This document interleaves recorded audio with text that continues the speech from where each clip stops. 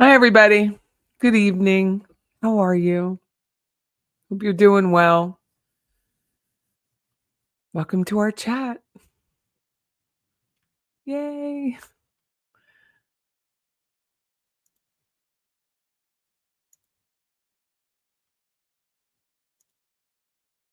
How's everybody doing? Good. Welcome to all of you who've been sitting around in here for a while. We just got back. I just got back from a dinner, took my husband with friends. And so I dropped him off at home and came back. Yay. It's been a good Friday. Hope you guys had a good Friday. It's pretty nice outside. Big night tonight. T-Pain is in town. He's from Tallahassee, hence the T and T-Pain. So he's playing right now. He's a beautiful voice. It's FAMU Homecoming, which FAMU is a historical Black college, HSBCU or HBCU. And so it's crowded. This town's very crowded this weekend. So, but I hope everyone has a good time. And anyway, it's a beautiful day. Like it's an absolutely beautiful day here. I'm very excited for more fall because it hasn't really hit us yet. It's been like, I guess it's a high this week of highest one is 83, so I can deal with that.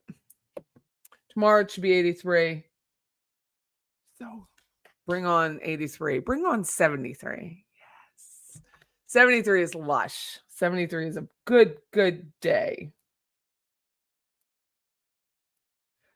Very good day. I want to say hi to everybody. Hi, Kat. Kat checked in at 12:33.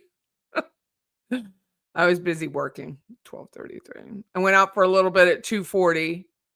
Was regretful because traffic doubles when we have homecomings here.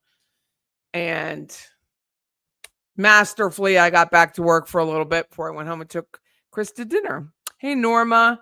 Wow, she finished watching live stream of one of my grandsons at the Georgia football game in time for me to join the live. Good for you. I am going to read the Markel statement. I have it ready to go. Department of Correction inmate number W72841. I have to memorize that because that's really when I want to call her from now on. I don't really, hold on one second. I turned the air down, but I think it went back up.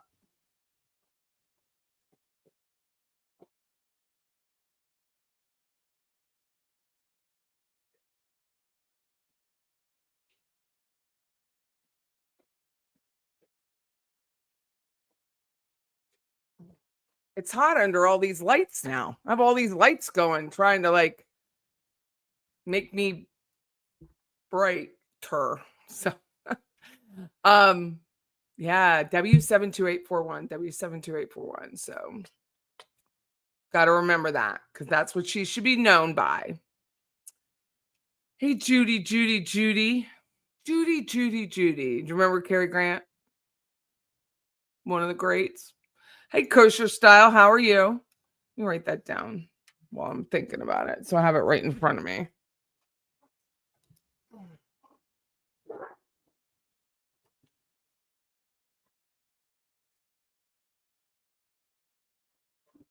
W724. She's such a bitch. So some of you like when I emote, so you'll probably hear it in a little bit. Because I just really have no time for her, to be honest with you. I can honestly say I hope she lives till 140, and I hope so does Harv because, well, we'll get into it in a minute. Hey, Bling, how are you? Hello, my little diamond. Hey, Kathleen. Hello, early birds. Happy to see your beautiful names. Isn't it nice? So John Smith sent me a song for the Markells, so I'm going to play that in a little bit too. I have it queued up. I was already ready. Hey, PJ. How's it going? Good evening. I'm a PJ too because my main name's Johnson. So PJ. Hey, Chris. I never go use Johnson anymore. Hello, Max. Hello, Song Bits, Laura. Whenever I see that, I think of Christopher Cross, the song Laura from General Hospital. Hey, Tater Bug, Friday Night Lights with a goat. Just call me a goat. Hey, Leah. Gosh, everyone's saying hi to each other. Chili cheese dip. You know what's really good is chorizo with it. Hey, Debbie Martin, how are you? Hello, Diet Pepsi drinker. I had some Diet Coke today because I had a headache, so I took some. You're going to be making pottery while I listen. Good for you. I bet that's relaxing. My nails wouldn't really work, though. You know, gotta have the nails. Hey, Beach. Tighter. Susan Hicks texted me today. Praise the Lord. Praise the Lord. I don't like to bother her, so I don't text her, but very often. You know, I don't like interrupting people in their day. It was good to hear from her. Hello, Debbie Martin says, just watch Leslie B. Good point. Harvey called all the prosecution witnesses liars. Hey, who of you knows Ruth Markel? I posted it on Twitter. I have Jill's mailing address. Whoever wants it and get it to Ruth, I have no problem sending it. We're going to read this statement. Also, it's so cute. People are so cute. They're letting me know that Jill Estrada is all over Twitter and all over Instagram. And I thank you all for sharing it. People are like, Patty, she's going by Jill Estrada. I'm like, that's because I said so. But I want you to share it. Like, I'm not like holding that back. Please share. I'm afraid the Leon County warrant page is going to crash from all of us checking it. Yeah, you might as well wait. You've gained 2 pounds this week. Yay. It's a good thing. It's a very good thing. Imagine Jill wearing the owl t-shirt the day they arrest her. Wouldn't that be nice? I bet she kept it. You know, those serial killers love keeping a trophy. I bet she kept it.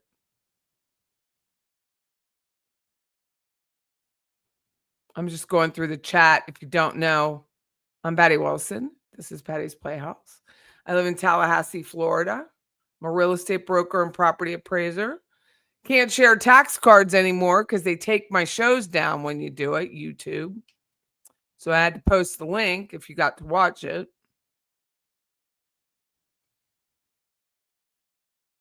YouTube is so ridiculous. It's like TikTok.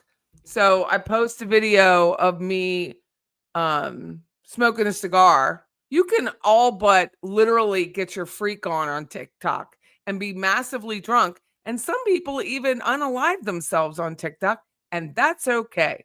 But you have a cigar in your mouth, boy, you're really working it. You're the worst. Ridiculous. You can do it on Facebook because that's what I did. Hey, Susie Q. How are you doing? So I like to say hi to everybody. Always have, always will, if I have time. The love of God. Good evening. And blessings to Susan. So Susan is undergoing cancer treatment. It's a recurring, I think it's like her 3rd time. So she's one of my originals, and we just love her. She lives here in Tallahassee. So and she's not the only one who's going through it. Bling is the New Black has been going through it. I've been going through it with my husband. So if you have the positive vibes, if you're not a prayerful person, but you just like believe in positive energy, we will take it. And if you're a prayerful person, please keep us in your prayers. Chris had a good night tonight. Praise the Lord. Yeah, he has no filter right now, so he might come up with some shit that he shouldn't be saying out loud, but I'll take the good with the bad. Nothing like he can't embarrass me. You know what I mean? No, because I love it so much. I love being embarrassed in public. So that's fun. But it was a compliment, even if it came out of his mouth like it wasn't. It was. So I'll just take it. It was very humorous. Let's put it that way. You have to have a sense of humor, and I do. And I don't mind being the end of the joke. So it's good. Hey, Melissa, how are you? Aw, Steph K says she loves the chat. Hi, Manira. Hopefully I'm saying that right. It's a crapshoot out there. I have no idea. No idea who I'm talking to some days when I just mess up names on purpose, but I keep the name consistent, like Sade. It's not Sade, but I call her Sade. Did anyone see where the flower lady was trying to equate herself? I don't know who Lauren Methies is. Sorry, John. You have to tell me.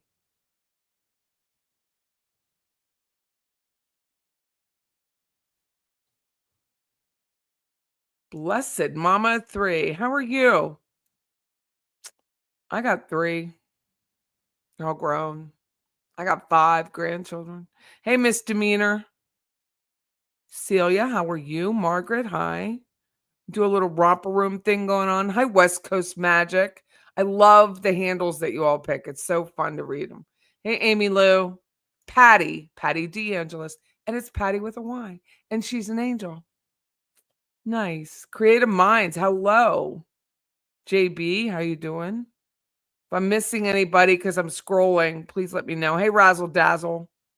Christine, how are you? Christine Hale. It's a great name, too. I'm always admire the people who put their real names as their handle. I mean, I'm assuming it's your real name, but hey, Junebug, I do admire it. It's pretty ballsy because you never know. Hey, Denise. Bonjour. Denise Burlington from Ontario, Canada. Hey, so I got a bottle of wine from a listener, subscriber, Miss Lori. Thank you so much. Really appreciate it. Be having that Wednesday with some friends. Hey, Aristotle, how are you? Yep, formally W72841. High of 72 here in northern Indiana. Bet it's beautiful there. Is it hilly there or flat? Because Ohio is like a pancake. You had to turn on the heat. Come on, John. Come on. What was the temperature? It better have been below 50. Hey, Diane, how are you? I don't turn on the heat unless I think it's going to get a freeze. I don't turn on the heat at all. I love it so much. I love the blankets. I love the ceiling fan on while it's cold. I don't care. Thank you, Marianne. Thank you. Hey, Jill, how are you? Paul McCartney is playing in Minneapolis. Well, he will never come to Tallahassee. Don't worry about that. Dude, we could barely get Barry Manilow, okay? Let alone Paul McCartney. You know who's coming here in February? Heart's coming here in February playing Dope. No. They're playing the Civic Center. And I saw them when I was at Temple University. It's very nice. Saw the Heart. Love them. Toto. That's a great band, by the way. Cheers. Not happy because Ruth Markel's attorney, Oren Snyder, did an interview the other day and doesn't think there'll be any more prosecutions.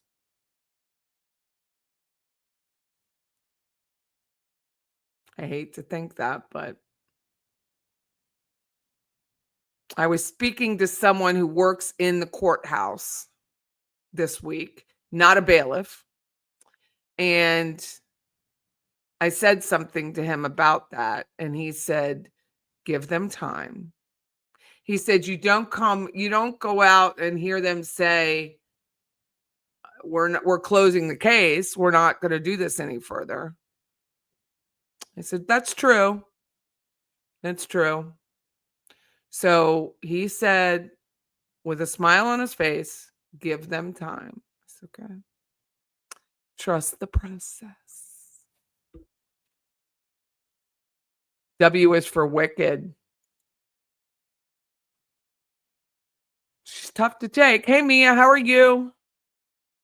Rosie. How are you, Rosie?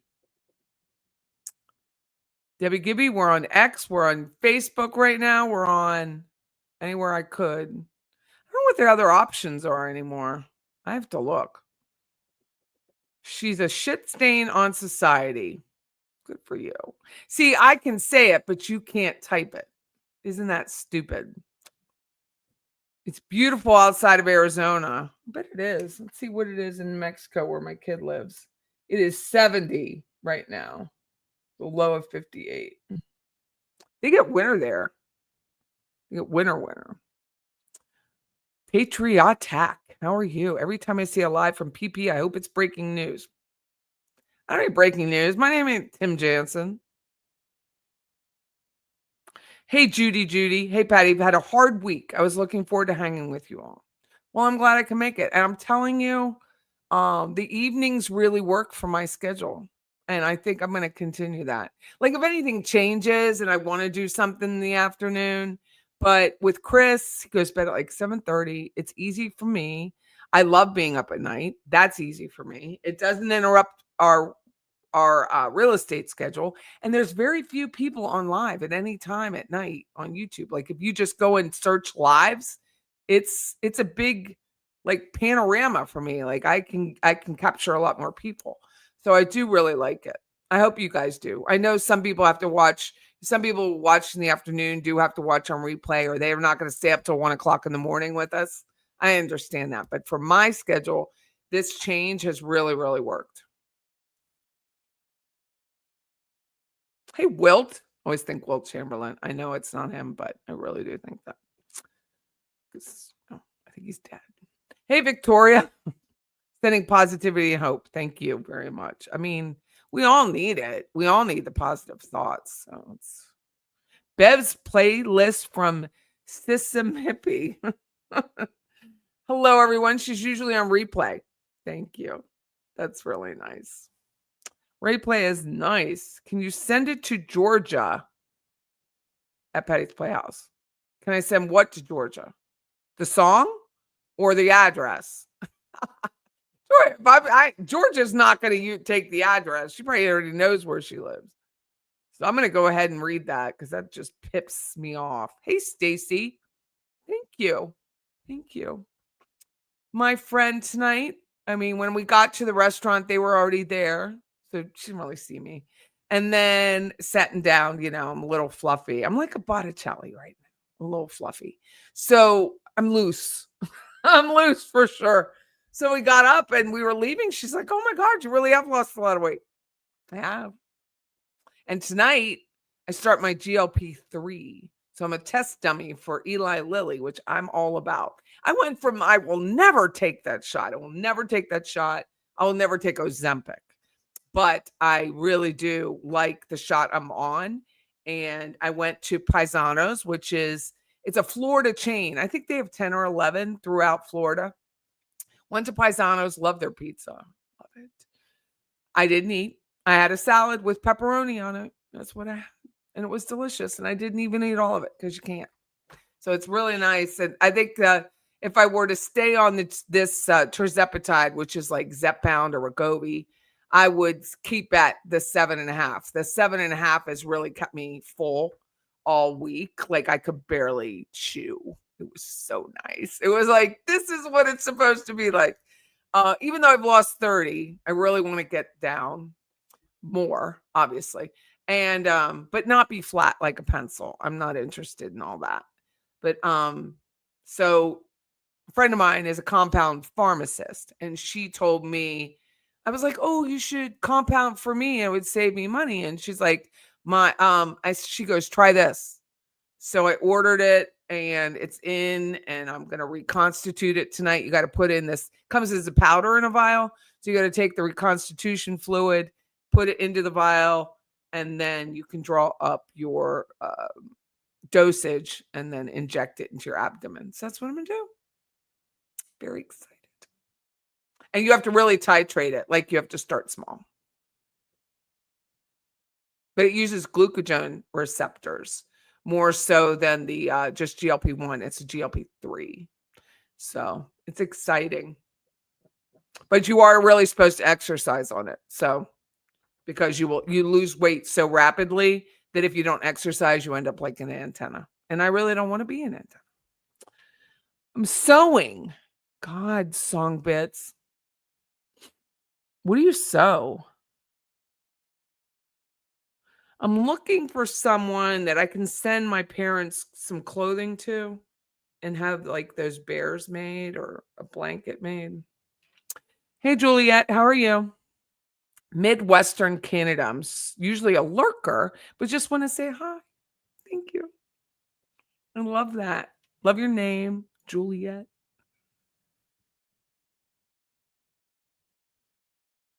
Armand. What a name. Woo.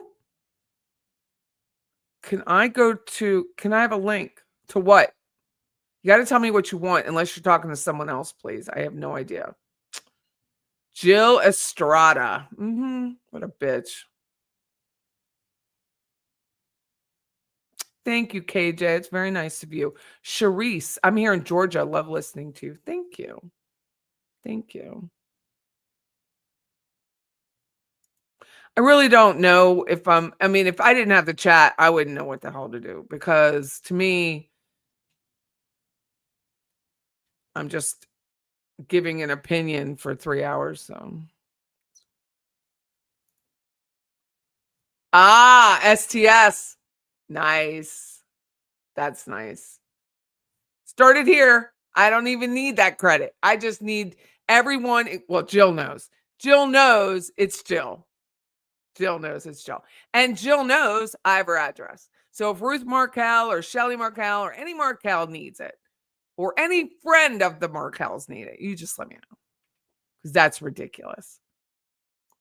She didn't legally change her name. Remember, she only does it socially. She didn't legally change her name. Deborah. It's my friend Deb. She also needs prayer. I won't say why, but she does. You should look up Susan Brotman's houses for sale. Is it a house or is it a condo? He's not going to jail, Rabbit. He's not. He should after that statement, but he's not going to jail. If we can't get what's her face in, we're not going to get him in. Patty, I made homemade flour tortillas and chorizo eggs. Dude, that sounds like a heartburn. I would have to take a dose of my apple cider vinegar. It sounds delicious. I love chorizo. Woo! Chorizo and eggs. Mentor lawyer might have Ruth's email. I might have Ruth's email. I just have to look.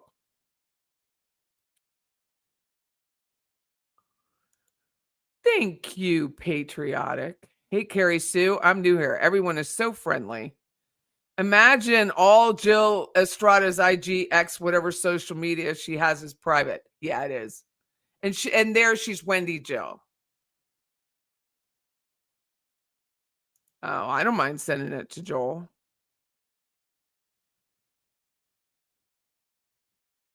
Did you get... Oh, did you hear Tamara Demko got a Kugel recipe for W72841?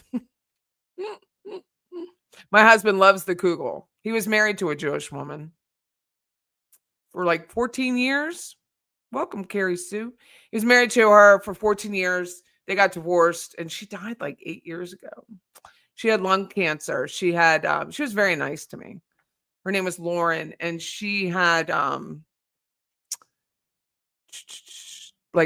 she had double lung cancer, and one lung cancer was, they said, hereditary, and one was by smoking. So whatever they treated, but she didn't last long. She was very, very sick. Very, very sick woman. Hi, Afi. Don't bother to give Wendy's address. The Markels have said they can find all these things if they want, but don't believe in going through the back door. Thank you, Afi.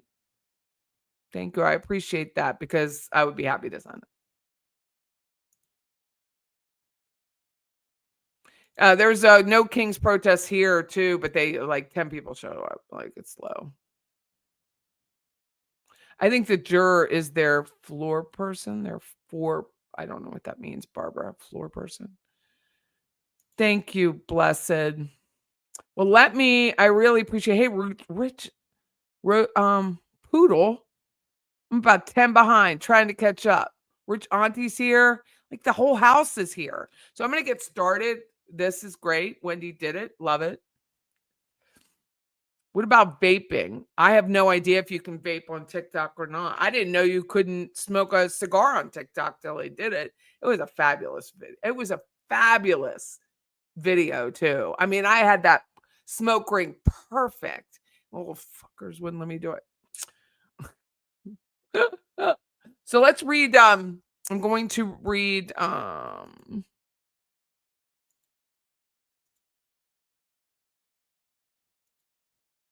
this fabulous statement. I can't really make this any bigger because it comes from, it's a Facebook pop-up. So I'm turning to read. During sentencing, which they were on Zoom during this sentencing because they were in Canada or wherever I'm not sure where all the family was, but they were on Zoom because they'd already given their impact statement in person. So they had to be on Zoom to watch this heifer get sentenced and listen to this crap. During sentencing, our family listened in disbelief to the disrespectful and delusional statements made by both Donna and Harvey Adelson before Donna's sentencing for the first-degree murder of their convictions of our son and brother, Dan Markel. Contrary to Donna's claims, she never mourned the loss of Danny's life, nor did she ever express concern for his sons losing their father. Testimony at her trial showed her callous indifference to his murder, including written evidence that she dismissed the very ideas that the boys would be sad or miss their dad, which we heard. It is deeply unfortunate that Harv used his time before the court to challenge our family's account of our relationship with Ben and Lincoln.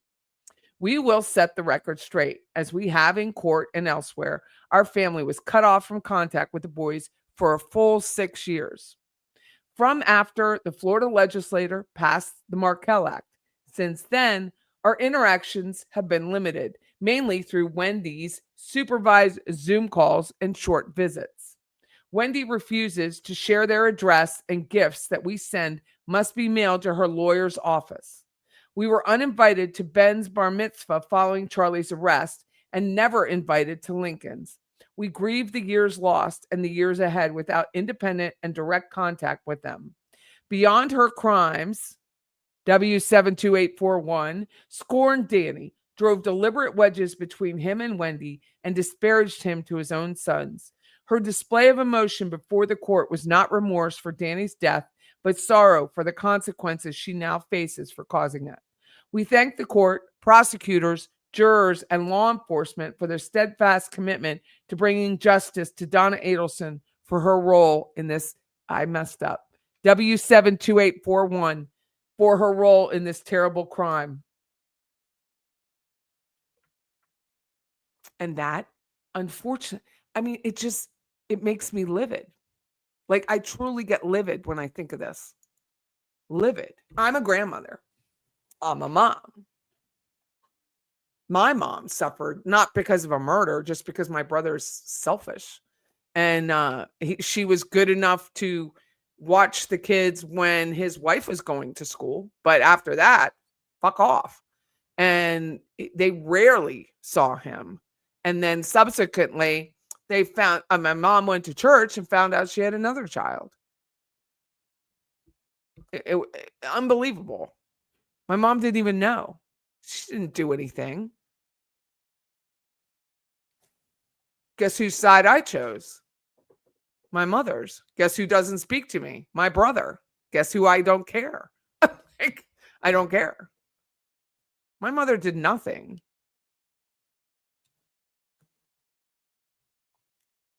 Gets me very upset. You can go get your CPA and have my mom watch your kid, but after that, what happened? You weren't only one of 2 children, you were one of 7. I mean, that's literally how selfish it was.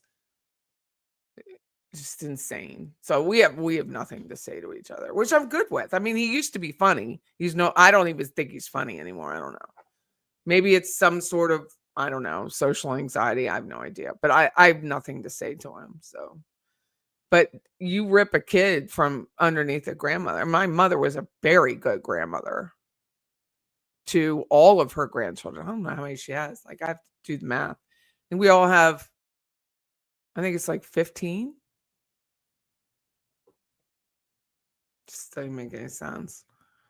Just doesn't even make any sense. gets me very upset. So sorry, but that's just really hard. And knowing when we're sitting there, and I was in Roberta's chat, Roberta Glass True Crime Report, and I was in her chat during that sentencing, and I kept saying, please pray for the Markells, because that whole time they're watching this. It wasn't in a cocoon, and those people got to stand up without cross-examination and show their ass, and those attorneys allowed it. And that's the other thing I said to this person who works in the court. I said, this was printed in like 40 font. W72841 didn't do that, did she? No, she didn't. It had to be printed. They knew exactly what she was going to say because she read it. Judge, go sit your skinny ass child suit down. Just go sit your ass down. What a freaking embarrassment those two are to the legal community. When I saw like that Josh Zellman, he walks around trying to smile. He was bucking some sweat because he must have had a fever during the sentencing. So he was like sweating, like he was glowing. And I thought, maybe I shouldn't have blocked him from our Facebook group, because I blocked him. He tried to get in and I was like, block? No, I'm not helping you make money off of these like DUI people in this group. Some guy robbed a bank. Okay. And he was looking for a defense attorney. And then they tagged Josh Zellman. And so Josh Zellman tries to get it. Block. No, block. You're not making money off of my group. It's just never happening. Ever. So he's in there like all aglow because he looked like he had a fever of 105. And I was like, should I do the right thing? And then they spoke. And then she speaks, and then he speaks, and Jackie Fulford in her little man suit was like dumb, just standing there. I'm like, this is why you had your judgeship removed. This is why you should retire and just go and bomb bodies. This is absolutely insane. And that family, who they know these people did it. Those two attorneys know they did it. And that's what I said to the guy who works in the courthouse. I was like, look, are you not supposed to guide your client? Are you not supposed to tell them, hey, this is really not a good idea. If you want to like get 20 years instead of 30 and some hope and prayer that your murder charge gets overturned, so you only got 20 years, so maybe you got 5 years living like a vegetable, sitting next to Harv. But you're not even doing that. You're not even doing that. You cannot tell me they did not know. They knew exactly what they were doing. Well, we're working for the client. You're working for yourself because you wanted that last check. That's the only reason this could happen. He owed you money. And so you're like, we better get that check in because we're done after this. Who does that? Who allows that to happen?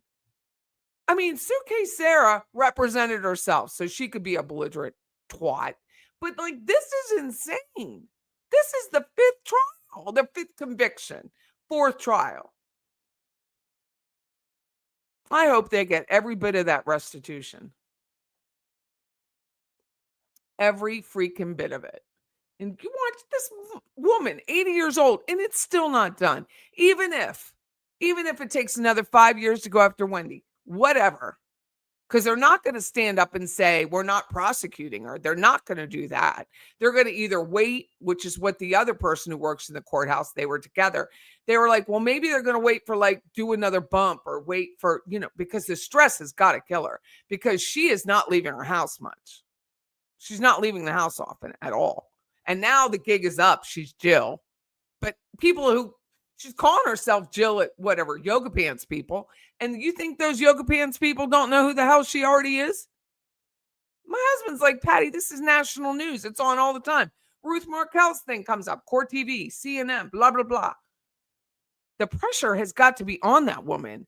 And she's either going to make a mistake or just withdraw and get fatter because she's fat now.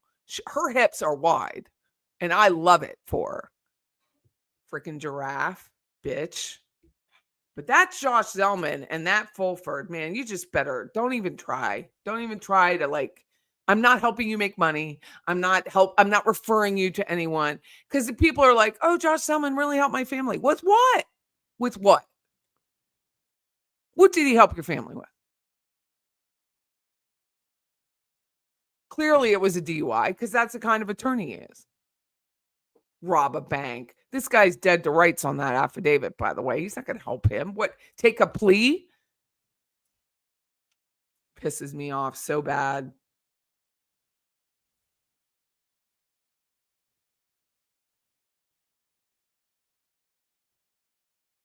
And we all watched it.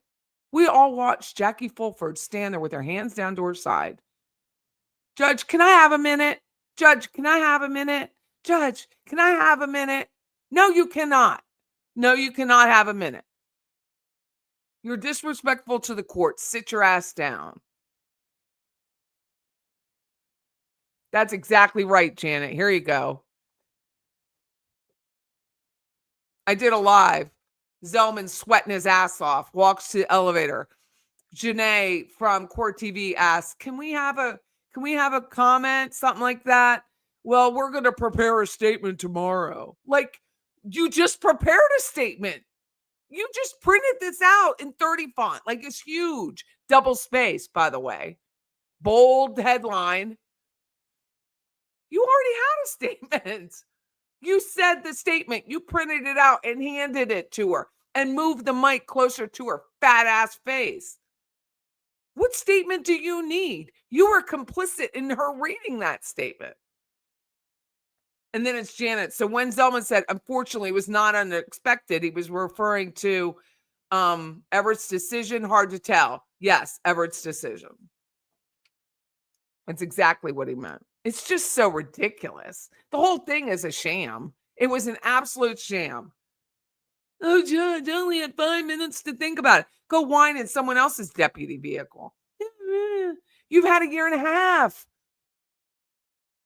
It's almost 2 years. 2 years and a couple weeks to decide if you were going to speak up. Judge, I really need more time. You don't get more time. That's not how this works. You're like every other. And that's the thing. These people think they're so fucking special. You're not special, W72841. You're no longer anybody else. That is what you are. You're not anyone's wife. You're a specimen. You are the state's specimen. And I hope they do studies on you. Freaking bitch. God, I hate that people. I really do. How do you hate people you've never met? I mean, you meet her, but you not really meet her.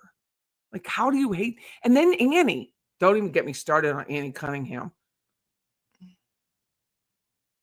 Some friend you are. You didn't even spend the $150 to drive up with tolls, gas.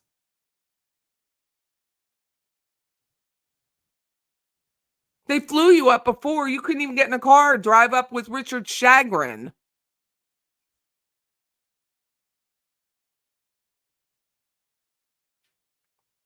Absolutely complicit. We don't need another statement from you, Zellman. Zelford.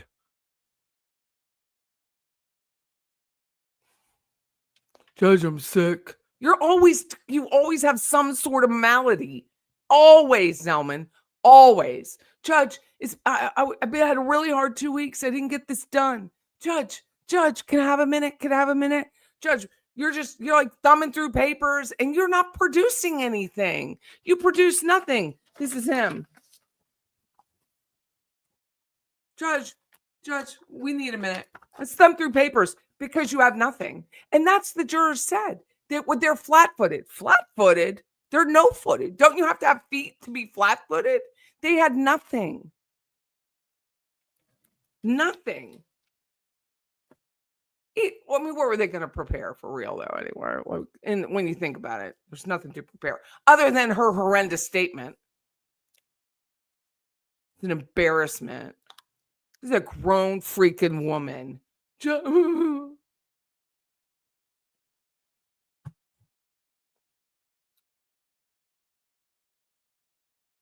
So, I mean, it's a rant. I'm sorry. But I can't help it. Like, I really, really hate them. I do. I really hate them. Footless and fancy free. I mean, it's a real prepared statement. How do you not have a statement prepared? If you knew what was going to happen, right? It's not unexpected. Prepare two statements and say something to the press while they're there. Try to get some bit of fame out of this, dumbass. But no, you and your jelly belly had to go. It's ridiculous. The whole thing was such a joke. And you're sitting there, and I said it to people tonight. I was like, you sit there. And usually when the judge, so remember during the statement, which we could watch again during the thing, judge is like, I need 10 minutes. I'm going to go look up whether this clown could speak without having to be sworn in, right? And we sat there. No one moved. Not the media, not nobody. No one in those benches moved. We were like, because you just couldn't believe it. You just could not believe it. I still think I'm trying to absorb everything that happened. We all just sat there we were flat footed, like our feet were to the ground. Rebecca, if she's here, she knows, like no one moved. You just could not. It was worse than Suitcase Sarah's statement for sure. Mm-mm-mm. No, but my point is, Mary Lou, I completely agree with you. But my point is, if they already knew what was going to happen, it wasn't unexpected. Don't tell me you're putting out a statement tomorrow, which I don't even think they did. I don't even think the defense did. They knew exactly what she was going to say because they wrote it and printed it. It was a script. Shh. Thinking they had a chance in trial shows how stupid the Adelsons are. The evidence is widely clear and even if circumstantial, undeniable. And I bet for sure they're the ones that floated that thing to Tim Jansen, who's on, appears on STS. He's like our number one defense attorney in town. That a deal had been presented. And then Fulford, little man, gets up and no offer was made. No offer was made, Judge. So Tim Jansen's to like bitch slap you because one of you floated that. What last names are the boys using? Depends on the situation. Just saying. It depends on the situation. Georgia did call some of the evidence direct evidence. Because it is direct evidence. Like, I think the term circumstantial is widely, like, over broadly used. I think I think people think direct evidence is the gun in the hand. I think there's plenty. I think that phone call is direct evidence. I think her driving down the damn street is direct evidence. I think her going to buy bullet bourbon of all the bullets, like all the bourbons. There's like 200 bourbons at the ABC. Okay. It had to be that one. No. Twat Muffin knows exactly what she was doing. Yes, he did. He did try to hug Ms. Cuddles. Get off. Whole thing was weird. You didn't see her cuddling W72841, did you? Nope. This was all Donna. She wanted to run the show. She was running the show.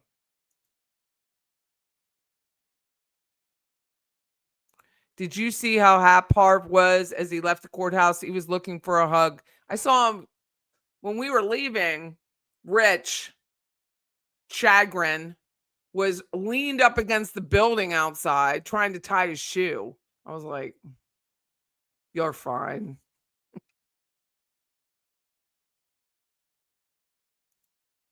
All they need to make is a W72841 potato head.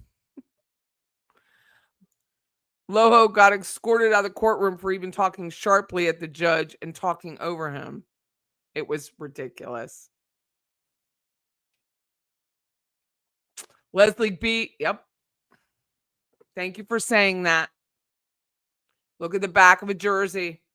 Estrada. Kids are brainwashed. There will never be a relationship. Ever. If you know where to look, you'll find it. Yeah, that phone call is absolutely direct evidence.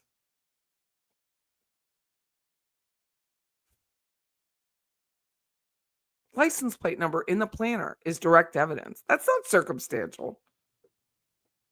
Not to me. I mean, I'm no criminal justice degree person. It's not to me. I mean, it's very direct. Her phone, her damn phone, carrying you all the way down. She gives direct evidence in the which we're gonna which we've watched on Veroscope in her own words. They're gonna blame me. Yes, they are. Charlie did it. Yes, he did. The bump, that's direct evidence. Yes, it's true, Taterbug. I'm glad she said that. They use Estrada on the back of their jerseys when playing basketball. It's easily seen. Yep.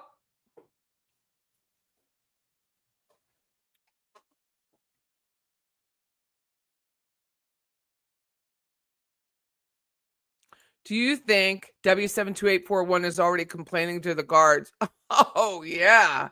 Oh, yeah. And they will sit her down. And I believe she's probably in solitaire. Solitary. Outside your house. There and what she say? We talked about this. In her statement, she talks about, we should just cue it up. She talks about what is the evidence before July 18th, 2014? Bitch, did you just admit that all the evidence after July 18th, 2014? And you know what's killer about this? Literally, because they're killers. Greta Van Susteren. Do you remember Natalie Holloway who went missing, was gang raped to murder in Aruba, right? And she's still a huge advocate for the family and for Natalie Holloway. And she said today, somebody said, well, did the conspiracy end at death? And she said, no, the conspiracy continues. And I thought, oh, the conspiracy continues, Jill. The conspiracy continues.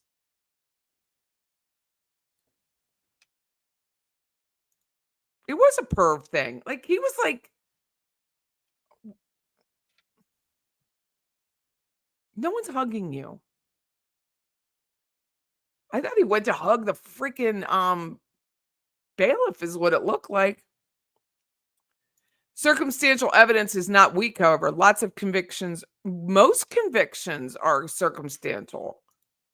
I think that's the same misnomer as the misnomer that if you plan a murder, or say you plan a bank robbery, right? You plan a bank robbery, but someone's murdered. Well, now you've committed murder, even though you were only there for the bank robbery, which is why Lewis was a murderer, even if he didn't shoot. Same thing. Did they request the bullet bourbon or did Jill just pick that one? We've never seen that or heard from Elizabeth Emanuel, who was hosting the party, right?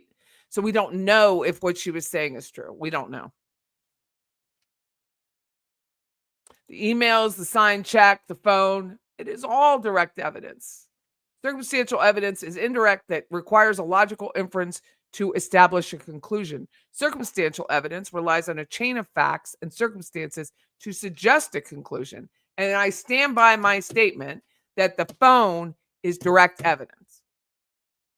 I am outside your house is direct evidence. Stapled money is direct evidence. I don't need to infer the stapled money. And Ryan Fitzpatrick, if he could stay the hell out of jail, talking about stapled money. I know you do, Leslie. We talked about it. He has pics and proof of using Estrada.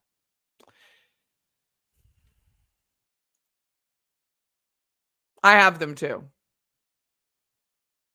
They're just trying to throw Jill off so she lets her guard down. I just see how they can't prosecute her. I don't either. How weird is it that Harvey was happy at the sentencing? Yeah, He's diabolical. Circumstantial evidence is given the same weight in court, so I don't know why people diminish its value. TV, just TV. But if you go back to Katie Magbanua's original trial with Siegfried, that was how that was. That pregnant woman who decided she should be innocent because she can't put a mother in prison. What the fuck was she even doing there? She lied. She lied when she said she could do the death penalty. That was a death penalty jury. You have it on a team roster too. Silva says Everett is the best judge you've seen in a while. He's very good. Leslie, what did Estrada do? Estrada is the boyfriend. Jorge, George. He has guardianship over the boys. Mm-hmm. Not adopted, but guardianship. It's all there. It's just with fake names.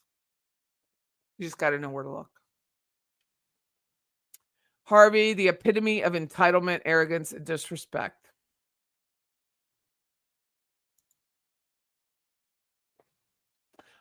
Boys using Estrada because the Adelson name is bad, but Wendy cannot hide. She cannot.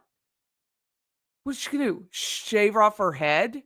Like wear a wig? That nose, unless she goes like the boys from Brazil on us, that nose will be forever known. That neck is forever known now. Damn money is direct evidence.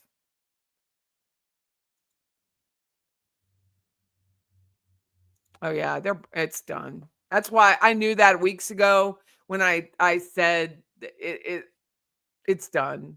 It's done. It's baked in. It's baked in. When you are that demented that you have your boys change their last name because you're scared, you're demented. Absolutely demented. And she said it on the stand she was going to do it, if you recall. She said, we're all going to change our names. And she did. Now, it's socially, it's not legally, but she's doing it. How she gets away with that? She must be paying big bucks for these teams to change the last name of this kid.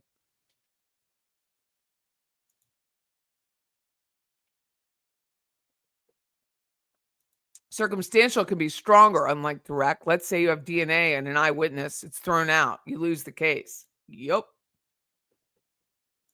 Not legally. Not legally, Emily. Amy Lou. Those kids have never visited their father's grave, but W72841 states the grandkids love their Abba. She's not going to Canada. You stapled money today, Sheila? It's hilarious. Was it true? No, he did not adopt the boys. She'd give up money. You have to give up your Social Security when you adopt. She's not giving up that money. It involves you and me. The TV is going to be about 5. Fuck off, W72841. Well, W7 isn't her forever home yet. No, she's not. Donna thinks the only evidence that can prove her guilty is DNA. Anyone know where these copies of keys were they to give to Hitman to get in Trustcott maybe, or to give to movers since she knew she'd be out of town fast and need things? Don't know. Won't know till she's tried. It's exactly why Zelford asked that question. They know about the name switches. She's not going to listen to her attorney. Hi, Patty. Hi, Blue. Outside your house, confirmed by Katie Magbanua that Charlie's parents dropped off the money and the text. They have Donna on a text. I'm outside your house. Those boys have now had 3 last names, and Wendy isn't finished yet. And George Estrada, a.k.a. Jorge, when it's socially acceptable, is a CFO of some company, CIO. He's information officer of some freaking credit union. He doesn't even have his photo on the website. It's not even on it. I showed you that a couple. Rise Credit Union. You think his face is on there? No. Why is his face not on the credit union website as an can I dare say information officer? That's what they do. That would be like any press secretary of any political person not having their face shown. What? Does that mean Rise is complicit in all this? That credit union should be just torn apart. Torn apart. I'm not done with that. Like, I'm going to call Rise. I'm like, why isn't his face on there? Are you scared? Whose ex goes and murders a complete stranger if not for money? Plus, they traveled from Miami. Plus, Katie was dating Charlie. Too much evidence. Who sleeps with her? Who sleeps with her? JDH says he's waiting for a conjugal visit. Well, luckily that'll never happen. Not in this state. Hi, my father's alibi. Thank you for agreeing with me. It means a lot. Wendy jail. Trash.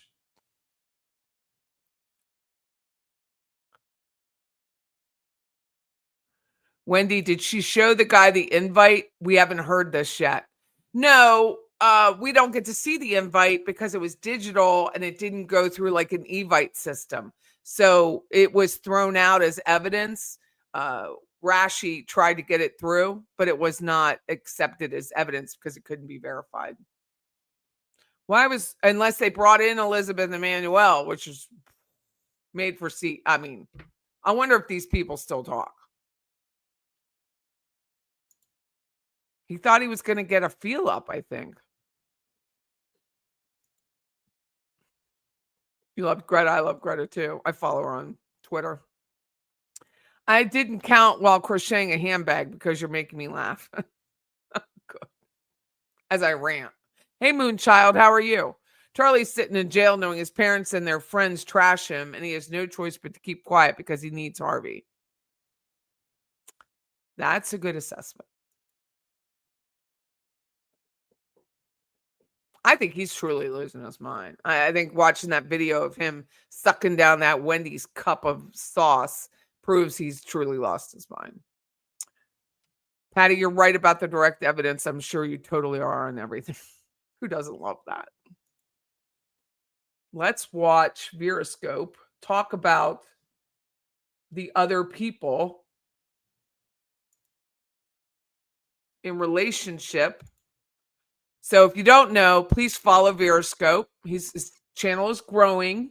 He is up to 995 subscribers, so that's lush. But we found him, I found him a while back. Someone sent him to me, which was very nice. And I emailed him directly and said, can I share? And he said yes, because I want to upset people. Nobody wants that in their life. So he sent me a very nice email saying I could share. So let's watch this. Turn the volume up on this TV. I use the TV as my main monitor. I gotta turn the volume up. And so that's what we're going to watch. Veroscope, body language and deception detection. I'm going to put his link in. Please go like and subscribe. That's the least I could do. And his name is Alistair, and he has a British voice, and he's clearly a very smart person. And I love him because he's made all this in my mind so much simpler. Welcome to the forensic linguistic analysis of the Donna Adelson sentencing allocution, which, if you haven't seen, is absolutely fascinating, because during this sentencing, for which she received life without parole and a 30-year sentence too, consecutive to life without parole, she lands somebody else, essentially Wendy, right in it. What she says, and we're going to listen to this very carefully, she says, I had no idea that other people planned to cut Danny's life short. Now, if you think about that, I had no idea that other people planned to cut Danny's life short. When we analyze it as a statement analyst in forensic linguistics, what that actually means is that she's admitting that I didn't know the other conspirators were planning this. And then take this one step further. What that accidentally admits is that there are other conspirators and she has awareness of a group. Essentially, she has just landed Wendy right in it, and we're going to be analyzing this forensic linguistically. Let's listen to what she says first of all, and then we'll go through the transcript bit by bit. If you're new to statement analysis and you're new to forensic linguistics, by learning this, you're going to be able to spot deception and lies in your own life. And if you've ever been deceived or gaslighted or suspect that you have, understanding how statement analysis works is really going to bring that into focus for you. So let's carry on. Let's see what she has to say. It's quite fascinating. There is hardly any remorse at all. And I think if you are in any doubt whatsoever as to her guilt, this is going to show the sort of woman that she is. Okay. Is this loud enough, Judge? I can hear you. Thank you for letting me speak. My son-in-law, Dan Morkel, was a fine and decent man. He was well educated and passionate about his career. He was a good son-in-law, but more importantly, he was a caring and loving father. On July 18th, 2014, his car was followed, leaving his home. It should have been just like any other day, an ordinary day in the life of Ben and Lincoln's father, but it wasn't. He didn't know when he left his boys off at daycare that would be the last time he would see them, and the last time they would see him. He didn't know when he went to the gym afterwards that would be the last time he would exercise. And he didn't know when he drove home that his life would end within minutes. Danny wasn't just being followed, he was being hunted. He was brutally murdered in broad daylight, sitting in his car, in his garage, by vicious killers. I cannot imagine the terror he felt when he saw a gun pointed at him through the window of his car. I cannot conceive of his heroic efforts to stay alive during the hours after the attack. Danny died in the early morning hours of July 19th. His death is a loss to his children, his parents, his sister, all of us in his family, his friends, his colleagues in the legal community, and to his students at FSU Law School. Danny's boys each have a photo of themselves with their Abba, their dad, beside their beds.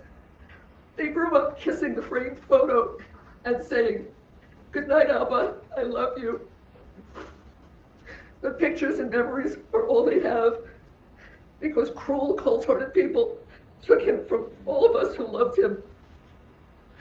My heart was broken when Danny died.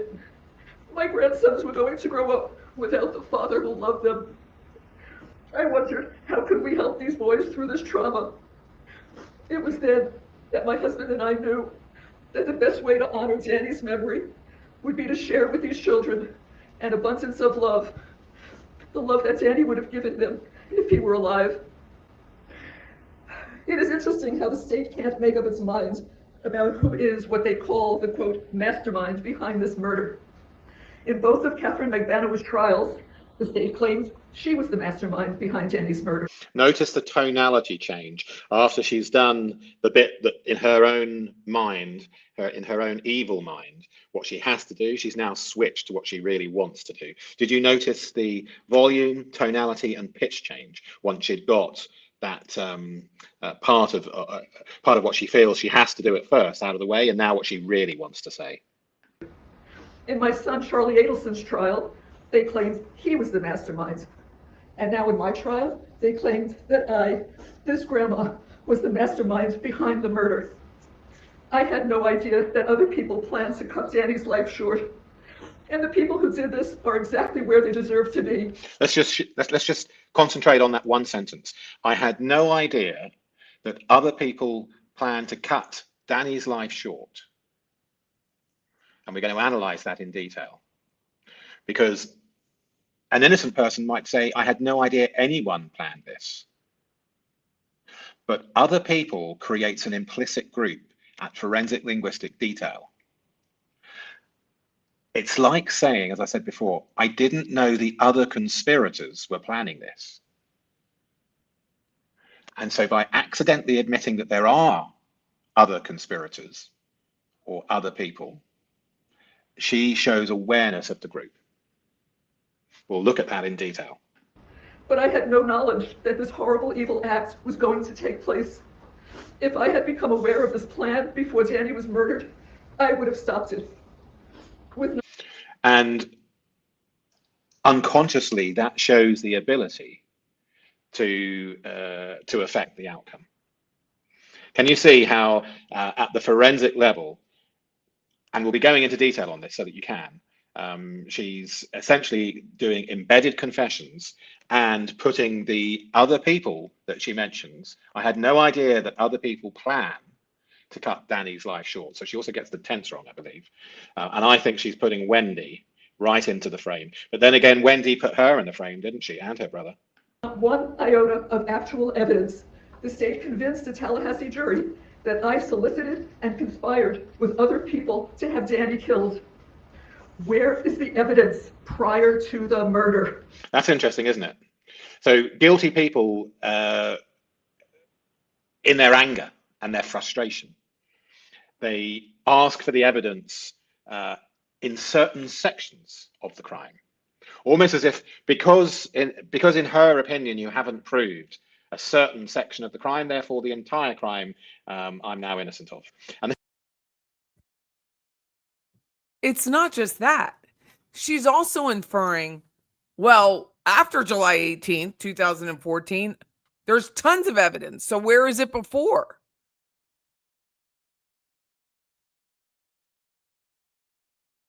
This is what they do in their cognitive dissonance, in their extreme narcissistic and evil behavior. This is the sort of attitude that they have. The evidence beyond a reasonable doubt that the state needed to prove their case. Where is the evidence before July 18th, 2014 at 10:50 in the morning? Before you continue, Mrs. Adelson. Leslie, that was a fantastic catch. How does she know the murder was at 10:50 in the morning?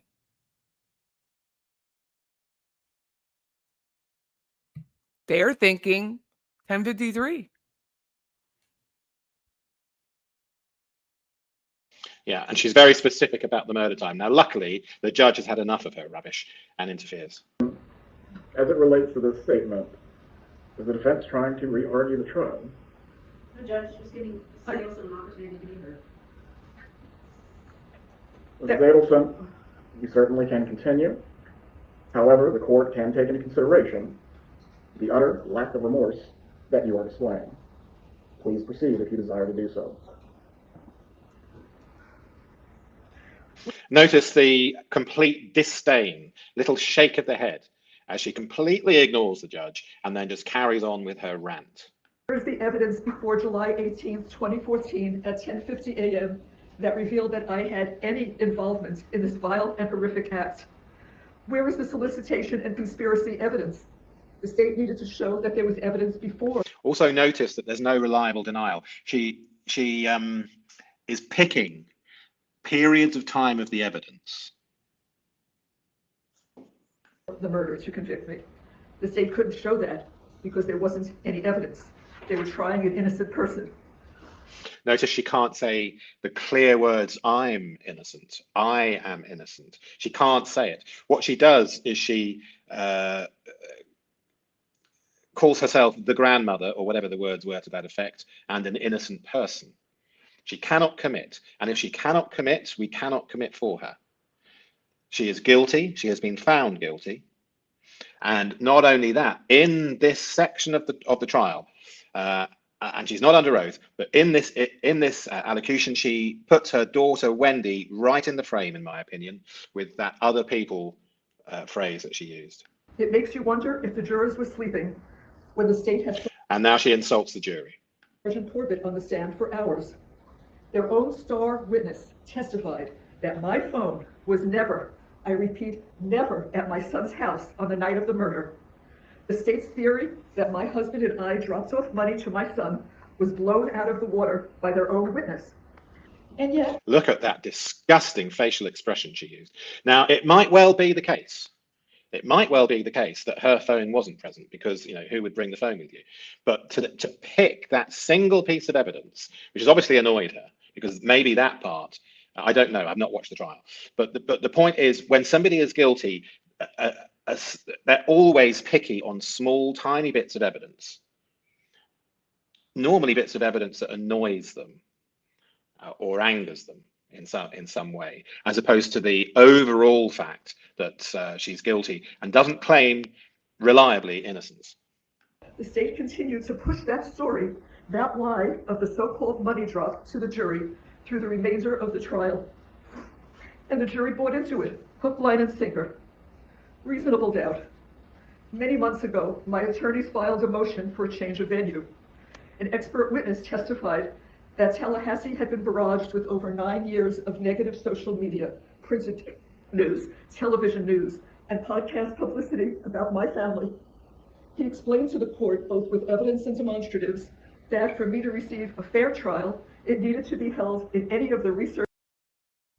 Why did she use the word demonstratives?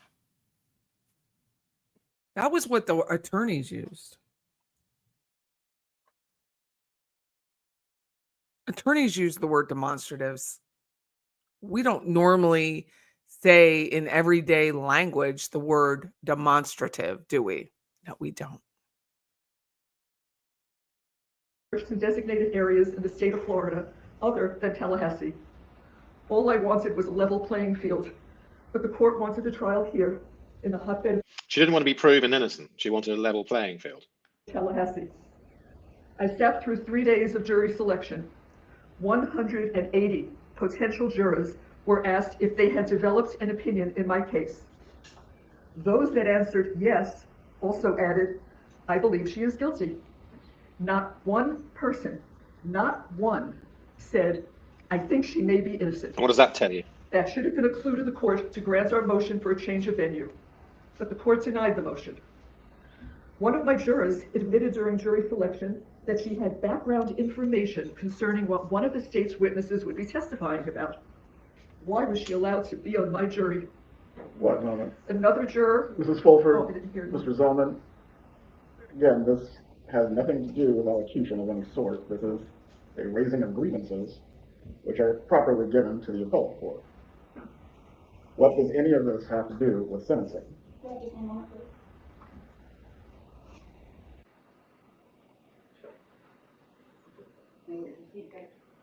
Please. What happened to Danny is unforgivable, but I am an innocent woman convicted of this terrible crime without evidence. Danny was a brilliant legal scholar. He would have been appalled at the total lack of justice that went on during my trial. He would have been embarrassed to have his name associated with any of it. There are 2 crimes here. The first was Danny being viciously murdered. The second one is taking my life, the life of an innocent woman. Convicting me should not be retribution for Danny's death. That is not justice for Dan. I've always respected the law. I've never gotten a parking ticket, but I'm going to prison for a murder I did not commit. I do intend to file an appeal so that hopefully I have the opportunity to be given a fair trial outside. Now, sometimes guilty people can give a statement like, a murder I did not commit. Let's not forget the hitmen pulled the trigger. In this individual's mind, she can, through cognitive dissonance, she can say that and believe it inside her sick mind. However, she cannot deny her involvement categorically or reliably. Of Tallahassee. 11 years ago, Danny was murdered and taken from all of us who loved him. For the past 9.5 years, the state has broadcast to the world including Danny's parents and sister, and I hired hitmen to kill him. Never in a million years would I have wanted Danny to be harmed or killed. Never in a million years is a phrase that her daughter, Wendy Adelson, also uses. It's an extremely common phrase when someone is being deceptive. Never in a million years, they say. And of course, that leaves at the unconscious level the possibility that in 1,000,001 years, you did in fact do it. Never in a million years. It's a phrase her daughter uses too. I imagine her daughter Wendy has learned the gaslighting and manipulation, and her personality, I suspect, has been affected by this individual over the decades. In my opinion, both of them extremely sick. They ever do something that would leave these two small boys to grow up without him. I love these boys more than life itself. This is a lifetime of loss for these children. They didn't deserve this. His family didn't deserve this. Danny didn't deserve this. And so, as I appear before you today, Your Honor, I promise you with my whole heart, I swear to you on my life, I was not involved in any way with Danny's murder. I was not. Yes, you were. Life without the possibility of parole. She could swear on her life, but she couldn't swear on the Bible.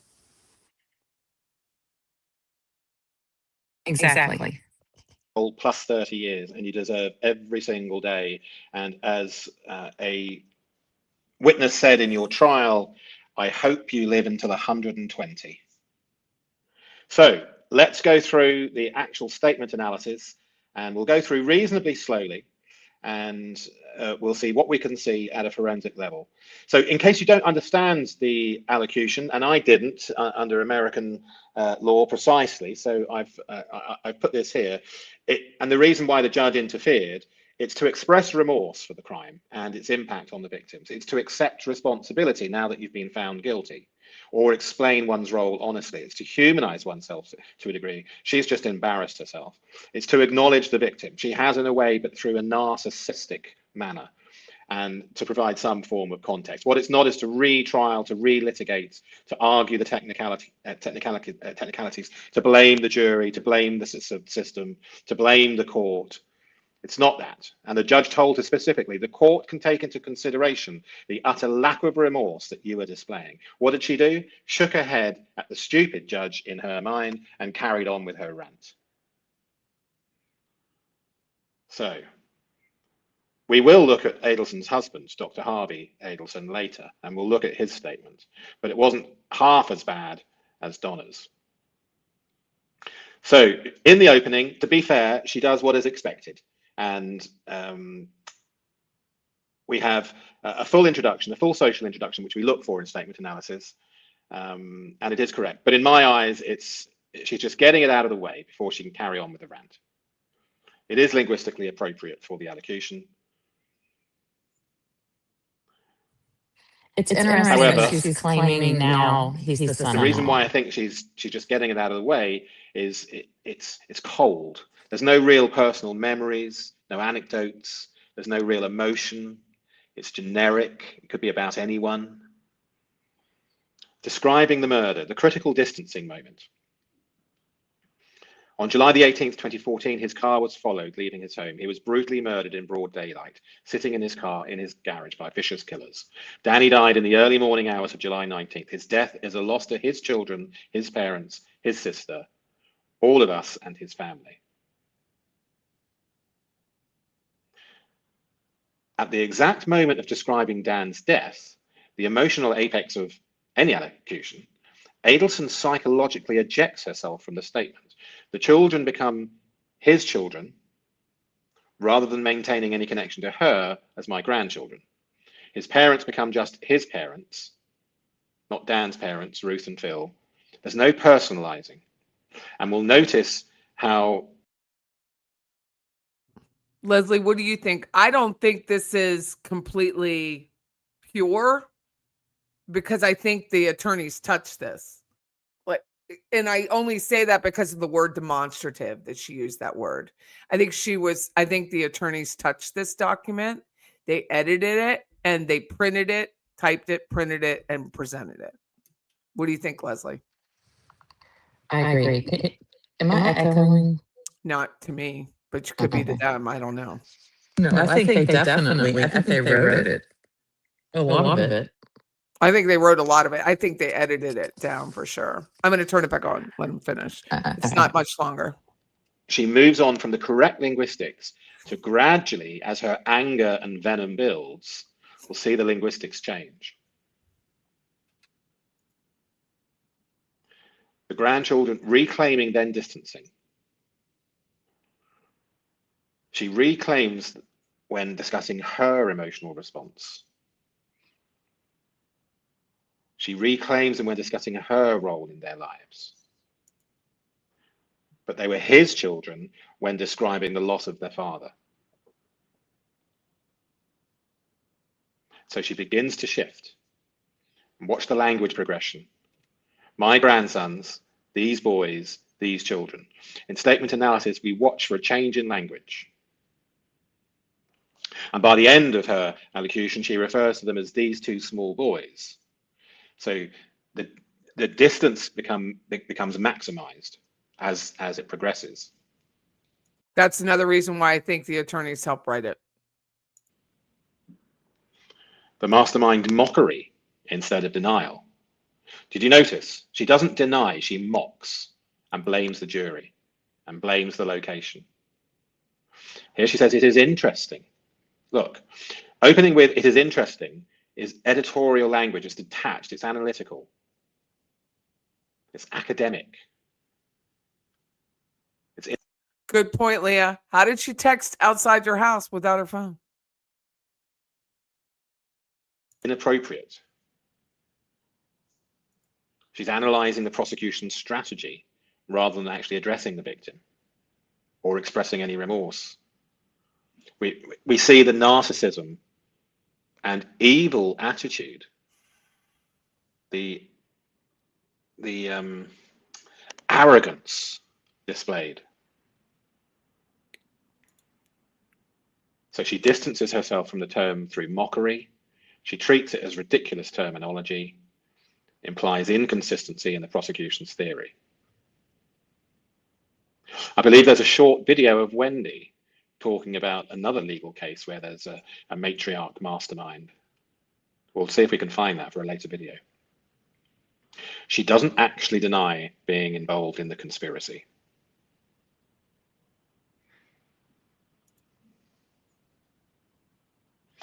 I, this grandma. Do you remember this? The phrase, I, this grandma. Self-reference analysis. So she shifts from the first person I to this grandma. So she creates psychological distance from herself whilst attempting to invoke this grandmotherly identity as a shield. She's an evil killer, a narcissistic evil killer. That's what she is. Trying to invoke this grandmother shield when this is the stage where she's supposed to be having a level of acceptance and remorse. She just continues with the gaslighting, like her daughter, in my opinion. What she doesn't say, she doesn't say, I did not plan or arrange Dan's murder. She's never clear. Everything's hedged. There's no clear, proper denial.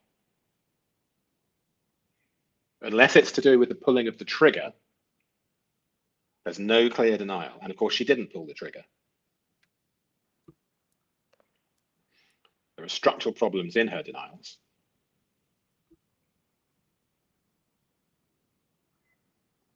No clear, reliable denial whatsoever. This horrible, evil act, vague, distancing. As you watch the Veroscope analysis videos, and we've got Wendy's police video, most of it already done now, you'll see similar patterns. Once you know the deception patterns, you can see it again and again and again. It's fascinating. I'm looking forward to analyzing the actual trials themselves and breaking them down forensic linguistically. So if you haven't subscribed, please do so. And we're also going to be covering the live, well, if Wendy is arrested shortly, and I believe that she will be at some point, we'll be covering that live and in detail.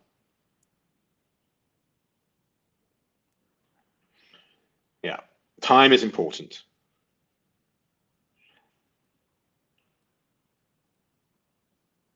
Her argument becomes detailed and specific in areas that have annoyed her.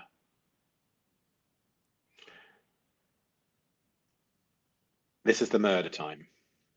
And she's demanding evidence before the murder. It's strategic framing. She's almost saying, yes, but you haven't got me in the actual planning before the murder, as opposed to a proper denial. She knows the crime occurred in stages. Oh, by the way, I'm about to record the part of Wendy's police interview where she speaks to her mother. That's extremely interesting. The murder time and Donna's response to her daughter, Wendy, in the police station. It's quite chilling, actually. I think Wendy thinks she's going to get away with this, and I don't.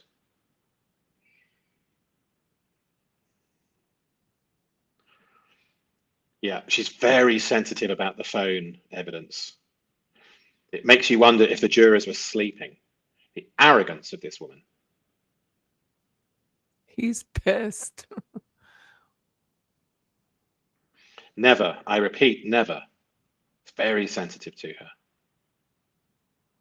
She's got priority inversions.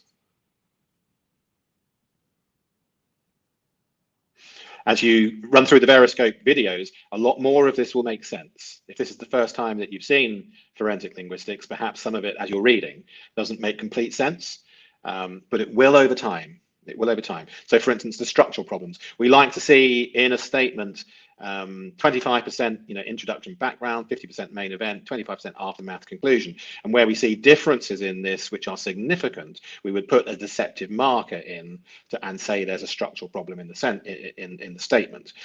Individual flags don't necessarily mean anything by themselves, but overall, if we have a structural problem, we'll have noted that. So as an example, in deception, very often the aftermath or conclusion is a tiny percentage. In other words, the person's delivered the lie and wants to get the hell out of Dodge. So we'll see this as a small percentage. And also because they don't want to say the lie, they'll often do the introduction, the background, the rambling, the waffling, and for a huge percentage, deliver the lie and then get the hell out of it. Whereas in a truthful statement, we'll often see this sort of percentage. So look at, if you learn anything today, look out for this in statements, written statements in particular. And the structure will often tell you what's going on. We'll go into detail about the words per line, the words per hour. That can also help, but not today. If it speeds up or slows down in certain sections, but not today. So,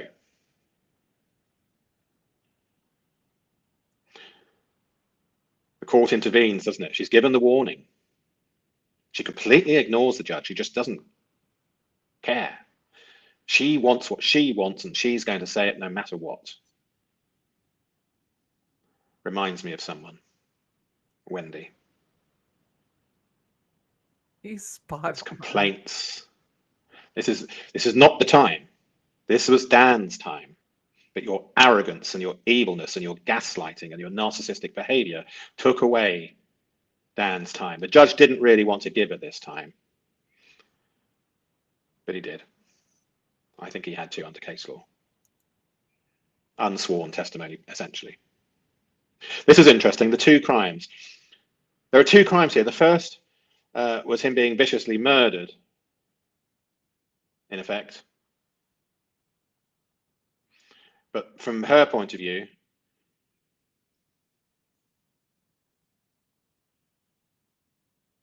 taking my life. So she sees the crime as her life being taken. This is the arrogance.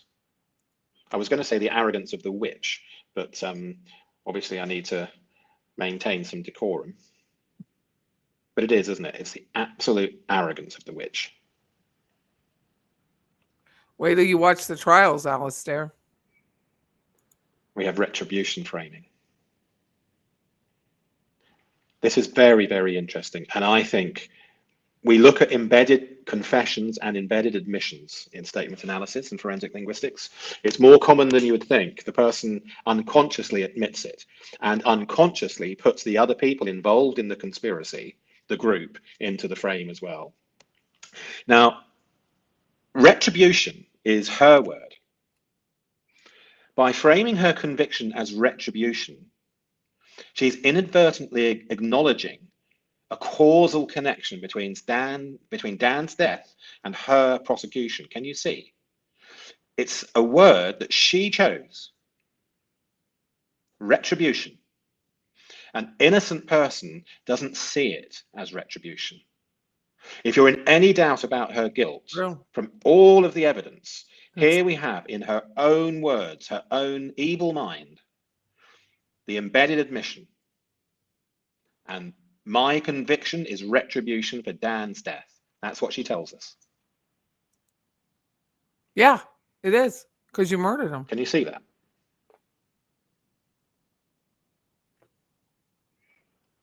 In her sick mind, she's competing with Dan as the victim. Imagine never watching any of these trials and coming up with this. It's kind of blown away.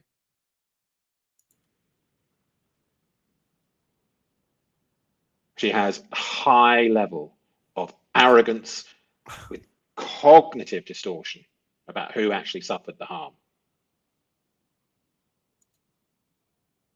It's not just...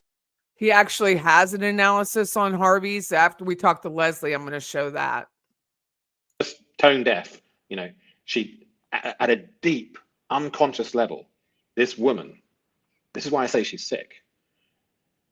She actually believes that she's the victim here, having had this young man murdered, his life stolen from him.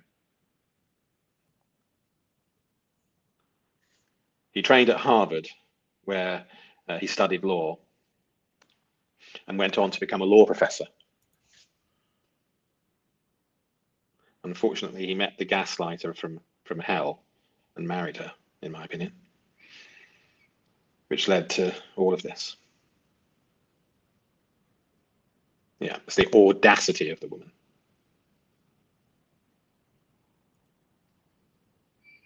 We always look for change in language.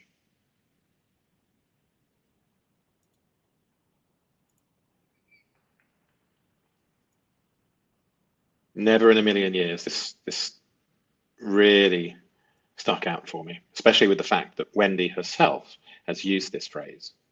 Never in a million years. It's normally deceptive. You might have said it or heard it said yourself. Never. Never in a million years. We always look at this word. It's almost always deceptive. Unless the question, have you ever, in which case ever, never in the answer is acceptable. But if the question has not been asked, have you ever, when we see never in a statement, it's almost always deceptive as a marker.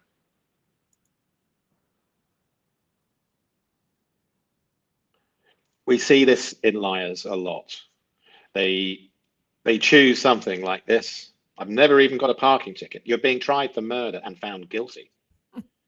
It's absolute rubbish. But it's common. And she has not had a parking ticket. That's the only true statement she's made. They'll often do it.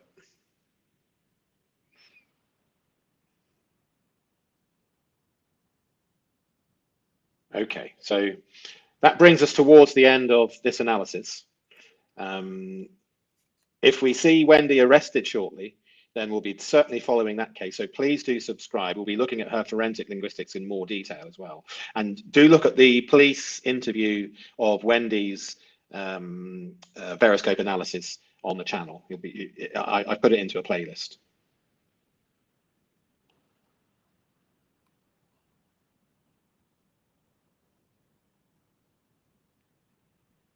Yeah. He's in the UK. Okay.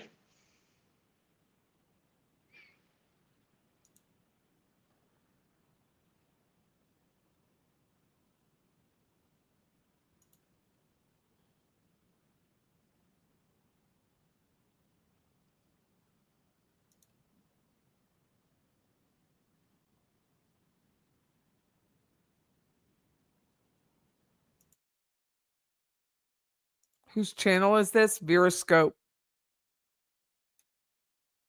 Veroscope. Veroscope, body language and deception. Are you ready? Are you ready, Leslie? Yeah. Can you hear me? Yeah. You're not echoing. To me, they'll tell us. No, I put the echo cancellation on. Oh, good for you. Hi, everybody. Tell us what you know that you want to share. What do I know? That you want to share. Well, you already highlighted that I have lots of sports jerseys and their names. I still think it's possible he could have adopted. I did research the Social Security, and I think it wouldn't take away their benefits. Hold on. But I'm not an attorney. Anyway, I'm trying to think what else I want to say. I don't know. I haven't really thought about this. I think it's very evil. I think that after Ruth Markel spoke at the what was that? The verdict. I think that Harvey and Donna were receiving, and they wanted the last word in true Adelson fashion. And I think Wendy's going to be arrested very soon. I really do. I believe it. I don't. Do you, Patty? Nope. You don't? You don't think ever? Not soon. I think that's why they went after the restitution. And I know people get it confused, but court costs repayment and restitution are entirely two different things. Restitution goes to the family. Court cost goes to the court. And she asked for $723,000 to go. Inevitably, it would go to the boys, to the trust for the boys, if paid. But no, I don't. Now, I spoke to someone not in the know about this case, but in the know at the courthouse, like someone who's done these things before. And his wife's an attorney too. And when I said it to him, I said, I don't think she's going to be arrested. And he said, give them time. They're very methodical. And he said so with a smile on his face, kind of like the smile Georgia had. And then I said to him, I'm concerned because they only asked for restitution this time. I said, I understand for Magbanua and Siegfried that they didn't ask because they had no money. So asking would have been useless. Charlie had money, as much money as his father, really. I mean, he had the houses, and they didn't ask for it. And then they asked for it with Donna. And that's why. Did you see? So I watched Charlie's sentencing the other day. And in the sentencing, Georgia asked for a hearing 90 days after it where she wants to seek costs. That's cost. That's not restitution. Well, I don't know what she called it, but yeah, she only called it cost because I did the transcript search. Okay. And I did a word search for the word restitution, and it was only for costs. They did not ask for it. And I mean, the word is completely separate. It's a separate bag of money. It goes to a separate thing. So restitution is like, I stole $1 million. You have restitution to pay the $1 million back to the person you stole it from. That's what restitution is. It is not the court cost, which is only like $3,500. Okay. That's insane anyway. It should be much more than that for murder because look at all the costs. I mean, the jury costs, everything is so expensive. So no, I mean, they get $30 a day. It was $50. It's now $30 a day. So, but now restitution separate. And that's why I think it's the end of the train. And and then she said, well, think of it like the bump. They haven't come out and said they're not prosecuting. I said, absolutely not. That's very true. So they just may let her remain, like Georgia said in her statement, an unindicted co-conspirator and just let her squirm. Just let her squirm. Hopefully her hair will fall out. That's what I hope for. Interesting. I'm going to mute because somebody just texted me and said that it's echoing really bad on talk. Oh, I don't know why. I don't know either. Sorry. It's okay. Good to see you. A little avatar. Hopefully you can figure it out. I thought the court costs were because of Dan Rashbaum. Court costs is one pile. Restitution is another. Let me explain. Go to my ChatGPT. That way, you know what I'm talking about. You know, like, what is this heifer talking about?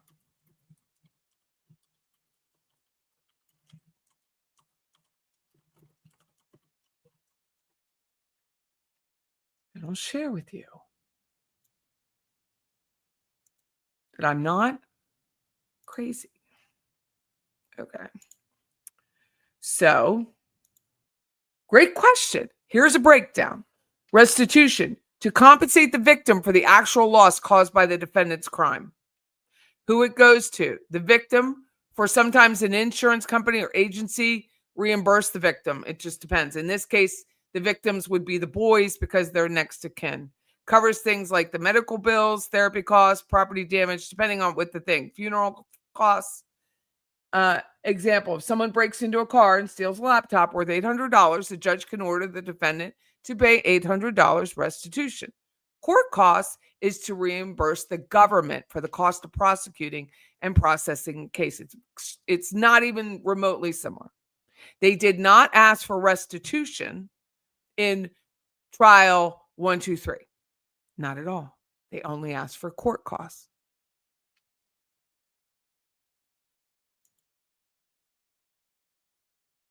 Hello, Raul. How are you? Oh, T says, remove your earbuds if you're wearing them. They don't work with StreamYard. Click off the YouTube app and just stay on StreamYard. Thanks, T. That's very good news. Like burning embers in the flame, it is the past. I have no idea what you're talking about, sir, but you're not. I'm just going to put you in timeout because you're just... So anyway, it's not to reimburse FBI. It's not to reimburse. It is only to go to the victim in this case. And in this case, it's $723,000. So I don't know how they got that. Leslie's back. So I don't know how they got or came up with that $723,000. But because she hasn't had a hearing about it, and the defense is going to be like, what is this money for? It's your money for being stupid. And I hope it matches. I hope it matches exactly what those two fools made in attorney fees. Hey, I want to test. Is this echoing? Anyone? Never really. They can't ask for restitution from Wendy. Oh, yeah, they could. She makes a living. They could ask for restitution. She works for that freaking billionaire. Hopefully she starts menopause after she's arrested. She looks like she's starting it now because the hips are wide. Somebody told me I'm not supposed to use the word fat. Hold on. I wanted to go back to that. She's like, I don't know. But she's like, please don't use the word fat or call people fat. I will use the words I want. And it probably offends people, but that's just life. Sorry. I'm fat.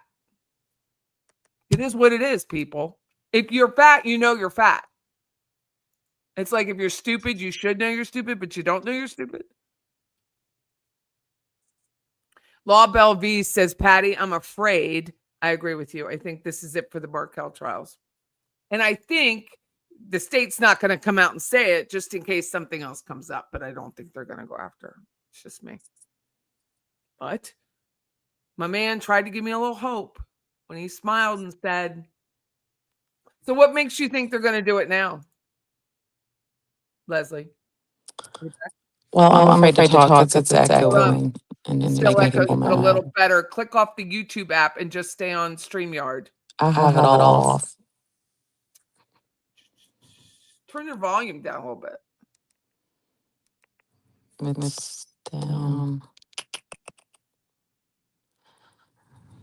You must have another audio in. That happened to me. You have two audios somehow.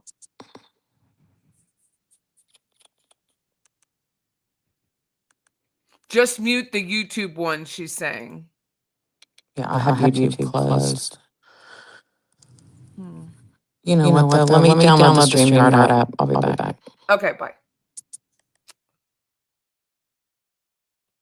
Maybe try exiting and coming back on. She is. Me thinks the state has evidence we don't. I always thought that. I believe that. I think if they don't do it, it's weak. I do. I think they have more than enough. They didn't bring this heifer back from 3 hours of jury because they don't have enough to try to convict Wendy.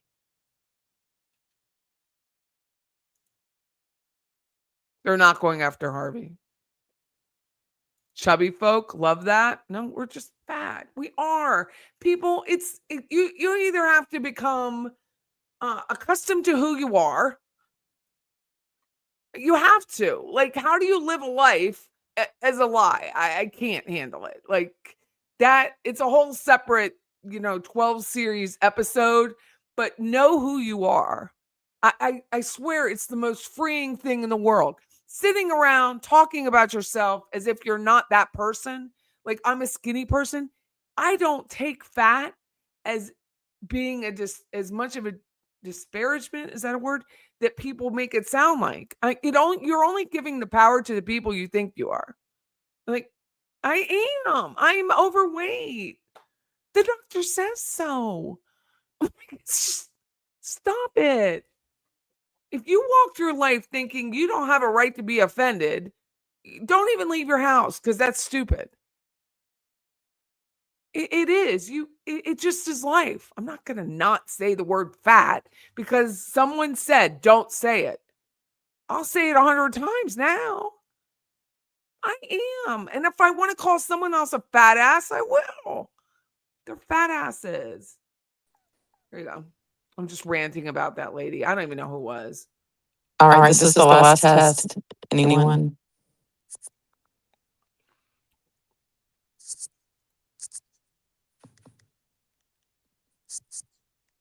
Well, I was waiting for my friend Leslie to come back, so I'm making it deep. They're still echoing. I don't know why. I give up. It's okay, honey. I'll be in chat. Good night. Bye. She's gone. Thanks for letting her know. It's crazy, though. I'm 5'2" and people call me short. Because you are short. It's like someone said, I think it was Debbie Martin said that Wendy was tall. And I'm like, no, she's not. But I'm taller than Wendy. So I think it's like, how do you, it's all perspective.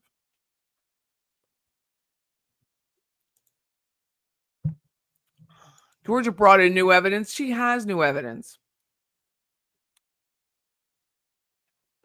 Law Beverly, it's a high restitution number and it didn't come up with Charlie. Thank you for confirming that. I agree. This may be it.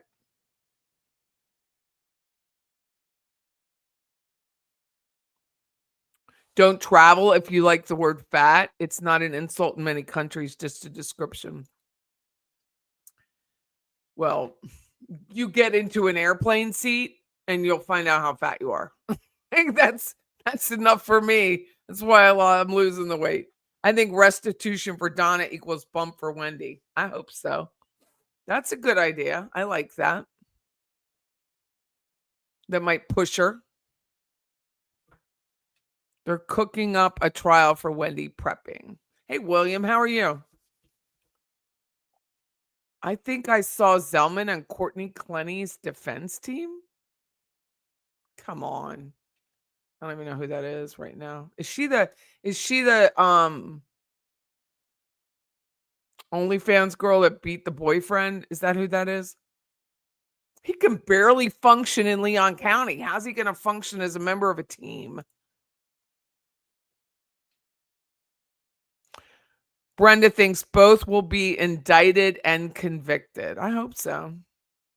Yeah, only killed her boyfriend. Thank you. That's what I thought. She stabbed him. So let's watch my man, my sweet man, my Veroscope dude. He did a Harvey one. So let's watch that. Go back to the channel. Come on, Veroscope. Harvey. Veroscope analysis today of Dr. Harvey. This is 36 minutes.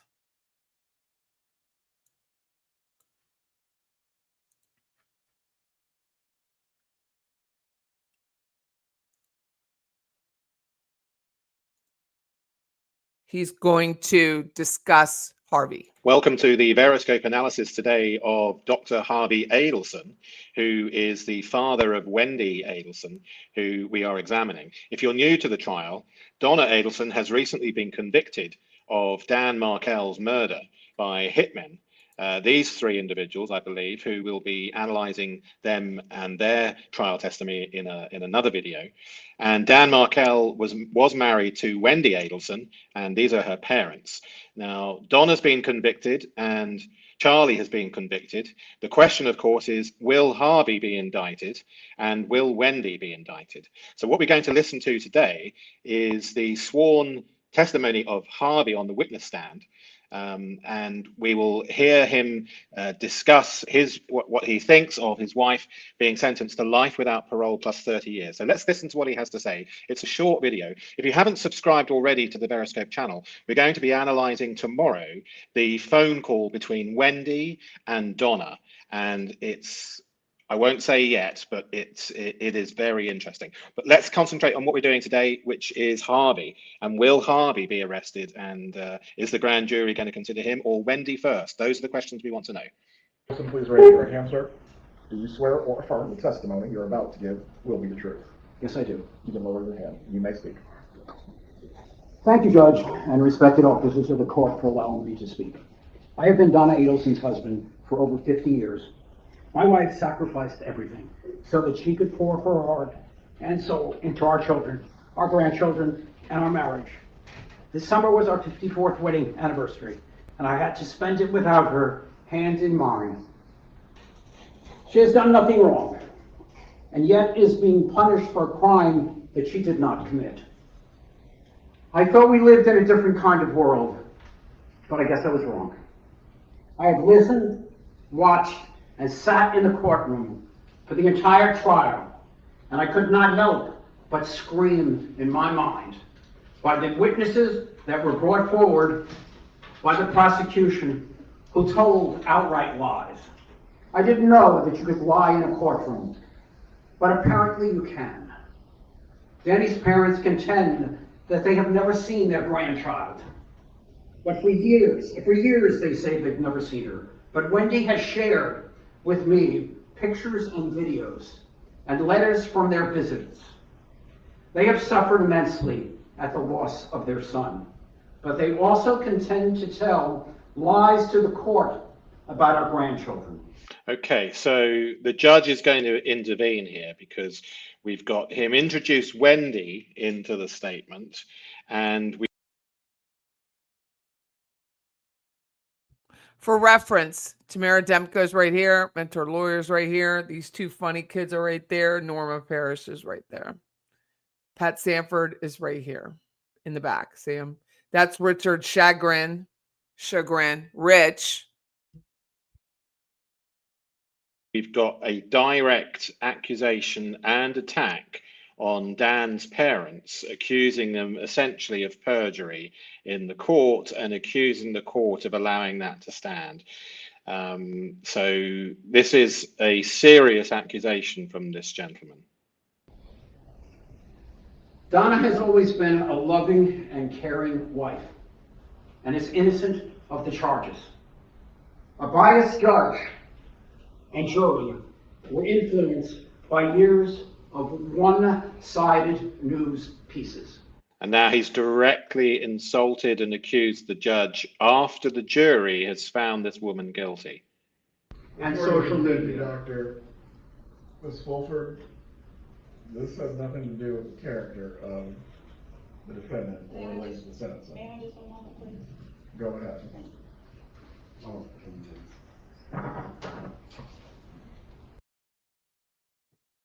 And that heifer pretends like she doesn't know what's on that script.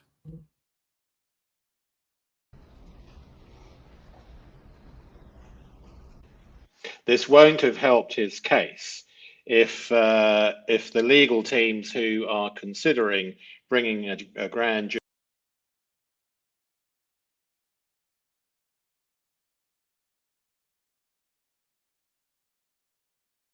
jury to bring this man to trial, or Wendy to trial, I suspect that him igniting the flames of accusing the parents of Dan of perjury and accusing the judge of bias won't have helped his case at all.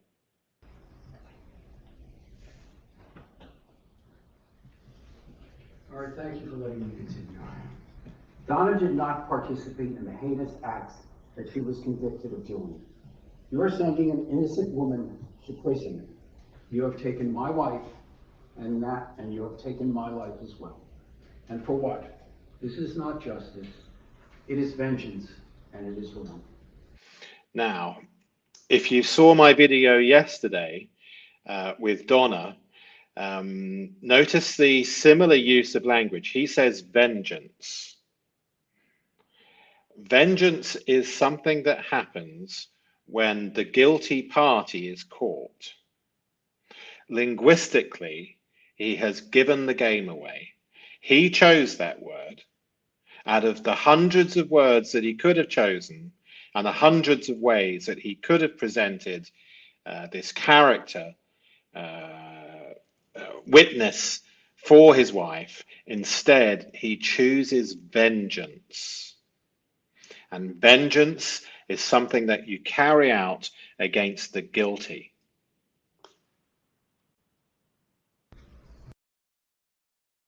They are 18. They are 18 years old and above. Like, they're older people. They just don't look like it on the screen. You have an examination for Dr. Oh my God.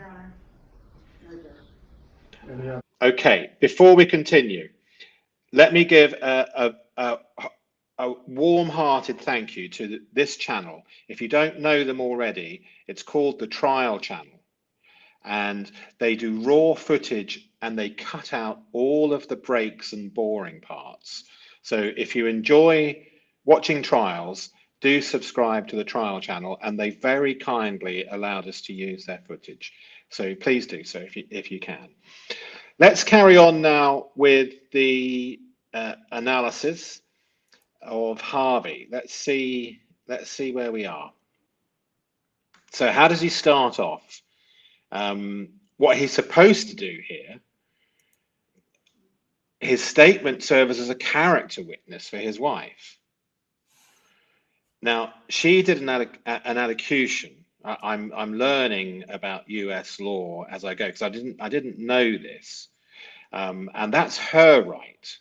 He doesn't have the same right, but he is allowed to speak, and he's meant to talk about her character and life history and personal observations and the relationship. He's not supposed to be retrying the case or accusing others of perjury. Anyway, he does, so we are where we are. His statement is brief, partly because the judge cut him off. So we've only got a few words to analyze compared to Donna's. However, what he does do is quite significant. It's only 3 or 4 minutes. Let's go through. So what does he say? He starts off, and look, he uses a sacrifice theme. In forensic linguistics, we will often see what's on the tip of their tongue, at the top of their mind, so to speak. And we've got a sacrifice theme here. He says, "Thank you, Judge, and respected officers of the court for allowing me to speak." This is ingratiation, and it's slightly over the top for the circumstances, and it's incongruent with the attack that he's about to give after this. And Donna has a similar pattern of starting correctly, and then they can't help themselves. Their venom and an attack begins immediately after this almost reluctant part in some ways. I have been Donna Adelson's husband for over 50 years. So notice that Donna isn't his wife. He is the husband. My wife sacrificed everything. To go back and listen in time to what he says, and then we'll analyze each paragraph. Will be the truth. Yes, I do. You can lower your hand. You may speak. Thank you, Judge, and respected officers of the court for allowing me to speak. I have been Donna Adelson's husband for over 50 years. So notice the order. So There was no movement because he didn't have the video on. He was just talking. He's the husband. She isn't the wife. My wife sacrificed everything so that she could pour her heart and soul into our children, our grandchildren, and our marriage. Okay, and notice the order of importance. We look for the order of importance in statement analysis. So the marriage is last now. This summer was our 54th wedding anniversary, and I had to spend it without her, hand in mine. Okay, poor you. So we have ingratiating language. In statement analysis, when we see ingratiating language, we put in a marker. Individual flags mean little per se, but when a statement begins to have lots of deceptive markers, we can begin to determine whether a statement is in itself deceptive. The social introduction I've covered. Notice that he's the husband. We look and note if we see reasons why, we can call that sensitive. So that sort of language, because we would mark it probably in blue, and we would put a flag next to it. So he says so he's essentially giving a reason why, or an excuse, so that she could pour her heart and soul. It's explanatory language. Nobody's asked why Donna sacrificed. Do you see? So as a principle, how we mark up a document, we would note that he's giving a reason why and mark it in blue. I mentioned just before, we look at the order of priority in a statement, and here we have our children, our grandchildren, and our marriage. Remember, when we mark up a document and forensically analyze a document, when we do the forensic linguistics, things don't necessarily mean anything. Our job at this point in time is to note things, because they might mean things. So the grandchildren appear before the marriage itself. This ordering is significant. It reveals where the family's focus truly lies. So think about this. The grandchildren are prioritized in this instance over the marital relationship. And I think at the unconscious level, which some people call the subconscious, although the unconscious is deeper in the Broca area of the brain responsible for language, exposing the custody motivation at the heart of this case. Look at the order of priority. He is consistent, but the sacrifice framing was very interesting. My wife sacrificed everything. This was what came first in his language. Let's carry on. She has done nothing wrong, and yet is being punished. She's done nothing wrong. Notice we don't have a reliable denial. She's been convicted of murder, and he chooses the words, she's done nothing wrong. Can you see how that's weak and passive? She's done nothing wrong. That's not a reliable denial. For a crime that she did not commit. Now, when people enter cognitive dissonance in extreme narcissism, they may well say that the hired hitmen pulled the trigger, and so it's a crime that she did not commit. The fact that they've been responsible for planning and for hiring seems to miss this individual. I thought we lived in a different kind of world, but I guess I was wrong. I have listened, watched, and sat in the courtroom for the entire trial, and I could not help but scream in my mind. Okay, so let's analyze that section. So, she has done nothing wrong, and yet is being punished for a crime that she did not commit. I thought we lived in a different kind of world, but I guess I was wrong. So look at the denials. The done nothing wrong is the same thing Wendy said. I've done nothing wrong. I think it was to Chris DeCoste in Katie's trial. I've done nothing wrong. Doesn't mean I'm not guilty, but in her mind, she didn't do anything wrong. And Leslie, no, that was not the same person. That was John Laura's person. It wasn't the same. And in Donna's statement that we looked at yesterday, if you want to see that video, it's on the channel. And I made a mistake, or rather in the transcript, there was a transcript error, and it said plan. present tense, but actually I've listened to it again, and as people commented, it is planned. So Harvey issues clearer denials on Donna's behalf than she issues herself, and we can see that. However, these are not strong, reliable denials. She has done nothing wrong, is not, you know, she's been convicted of murder. It's not a reliable denial. It's also stated in the negative. Now, there's a principle in statement analysis that it can be doubly important when we see things in the negative. It increases the sensitivity, we say. When someone tells you what did not happen rather than what did happen, we examine that more closely. We often hear that it's twice as important when we see things in the negative.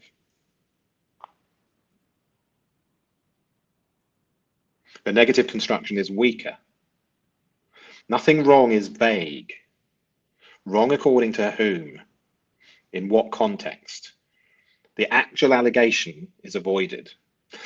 When we lie, we tend to avoid direct lying. In other words, a blatant, barefaced lie. We tend to lie through omission, leaving things out, being slightly vague, rather than direct commission.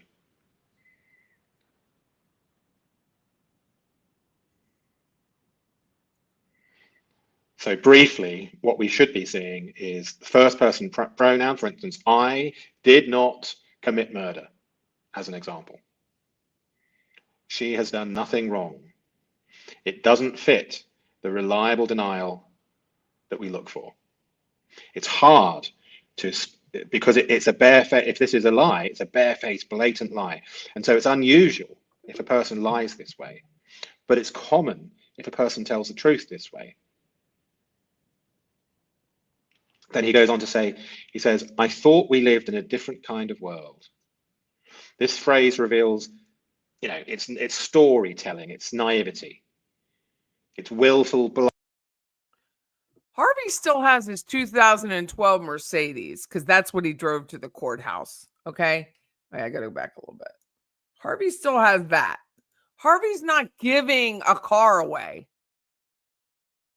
Think about that.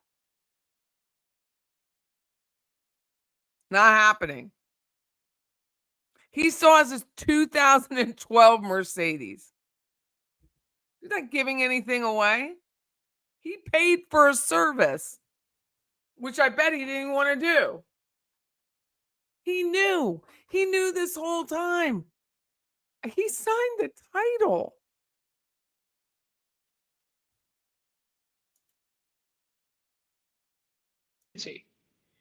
It's willful blindness to the justice system.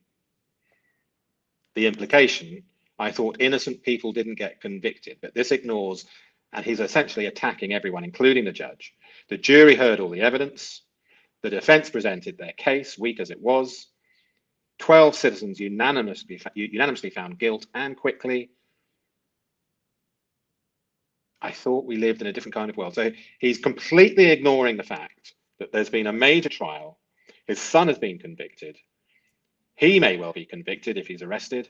Wendy, his daughter, might be convicted if she's arrested, and his wife's been convicted.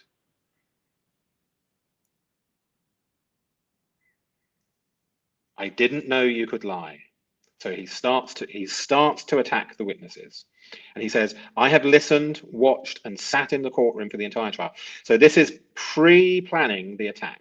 This is giving himself justification, authority to attack, just because he's listened, watched, and sat. In other words, now I have authority, and I could not help but screamed in my mind. It's unusual linguistics, isn't it? By the witnesses that were brought forward by the prosecution, who told outright lies, he tells us. I didn't know that you could lie in a courtroom, but apparently you can. And I believe we're witnessing that absolutely. Isn't that strange? But apparently you can. I believe he's outright lying himself, because apparently you can. Look at this, yes, the emphasis through repetition. I have listened, watched, and sat. We've got three verbs emphasizing his complete attendance. Now, as a principle in statement analysis, repetition signals sensitivity and importance, so we note it. Harvey wants to establish his authority as a complete witness before he attacks everybody else. The phrase could not help but is a passive construction. It starts to remove Harvey's responsibility for attacking everyone and accusing everyone of perjury. It's almost like it's involuntary now. I could not help, beyond his control. This linguistic structure distances him from the responsibility for the extreme accusation he's about to make. Yeah, this is interesting, isn't it? So we do look at body posture in language. Screamed in my mind.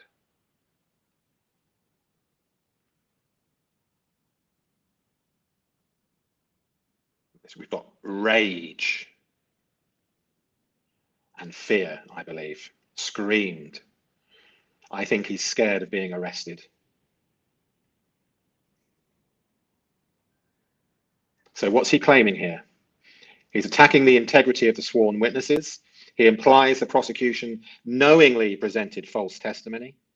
He suggests the judge allows the perjury to stand. And he's questioning the entire trial's legitimacy and the entire US legal system. And then the feigned naivety. I didn't know. I'm just an innocent bystander, discovering the corruption for the first time, shocked by what the system allows. And I am more honest than the court itself. We are dealing with extreme narcissism. Accusing others of perjury.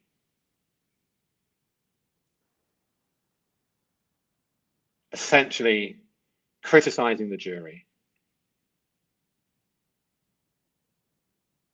Let's carry on.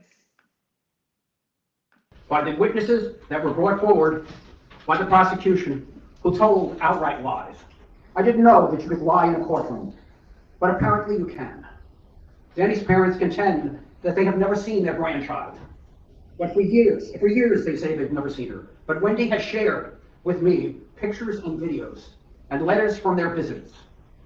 Okay, so Wendy is now brought into the statement for the first time. He said, so this is the Markle family attack. The grieving parents. His wife has just been found guilty of the murder of their son. What does he do? This narcissist attacks his parents.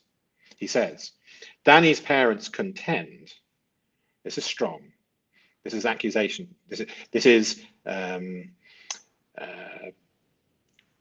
legal terminology, as if they are the opposition. Danny's parents contend that they have never seen their grandchild. I don't understand this because it's singular. But for years, so we have here sensitivity. When we see phrases or words or patterns repeated, we would mark them.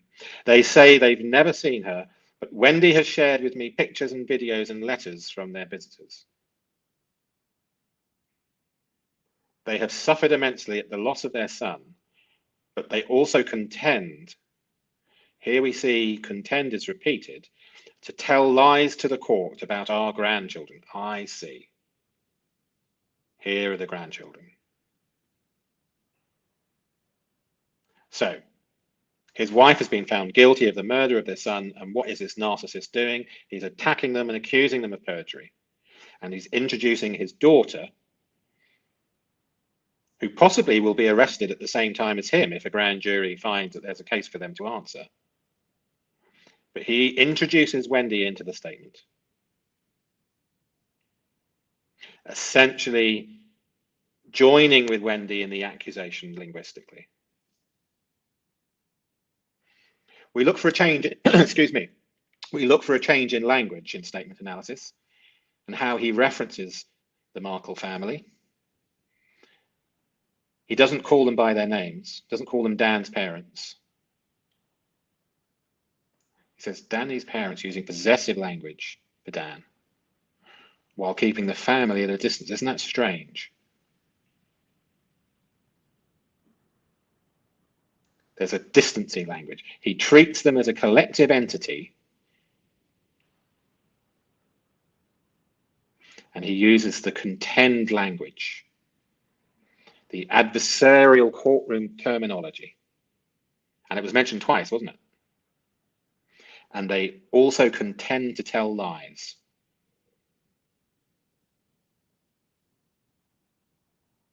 Okay, let's carry on. I'll speed up a little bit. They have suffered immensely at the loss of their son, but they also contend to tell lies to the court about our grandchildren. Donna has always been a loving and caring wife and is innocent of the charges. A biased judge and jury, Notice innocent of the charges. influenced by years of one-sided news pieces and Before you social continue, media. Doctor, Ms. Wolford, this has nothing to do with the character of the defendant or at least the sentencing. Go ahead.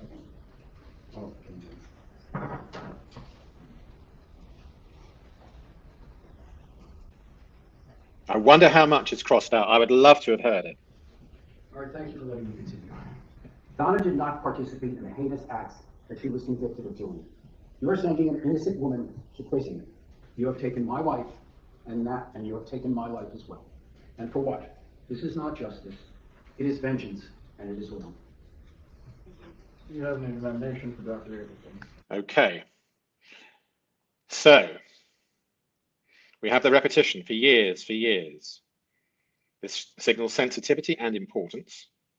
In statement analysis, when someone repeats words or phrases, which I've covered before, it indicates that the topic is weighing heavily. So we mark it. The custody conflict and the grandchildren access has been festering. Notice the priority, both in Donna's and his pre-sentencing linguistics. They give the motive for the murder.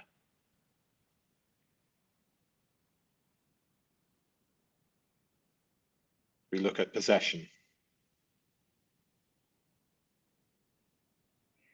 We see the huge but. The accusation of perjury. Suffering is acknowledged minimally, but they're liars. Absolutely disgusting behavior. After your wife has just been found, and your son has just been found guilty of their son's murder, what do? In your narcissistic behavior, you say, but they're liars about the grandchildren, the motive of the murder.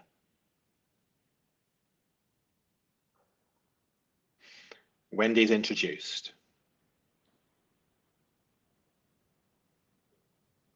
Wendy's actively sharing information with her parents. I believe Wendy is involved in the planning of the murder. That's my opinion. And if you look at my videos of the police interview, you'll see why I hold that opinion. So if you haven't already subscribed, please do. And also don't miss the phone call between Wendy and her mother, which hopefully I'll be doing and putting up tomorrow.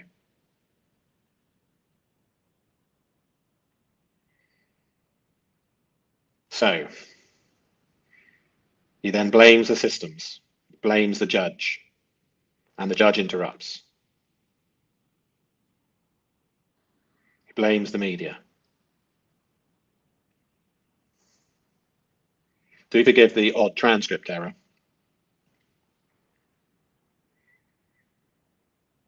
Both Harvey and Donna accuse the judge of bias and the jury, and various other aspects all get attacked.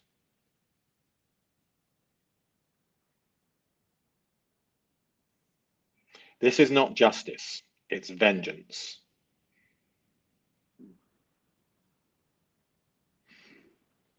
At least he's a little bit more sensible than Donna. He does stop a little bit.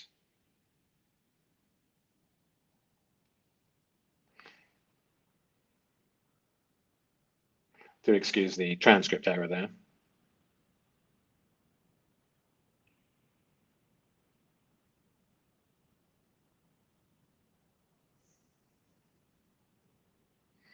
Yeah. Did you notice in Donna's statement, she also introduces this two crimes aspect,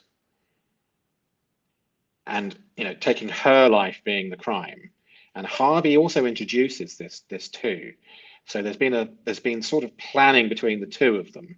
They've both decided that the real crime is in Donna losing her life and Harvey losing his life in a way because of that, and potentially losing his life if and when he's arrested and charged, along with Wendy, at some point.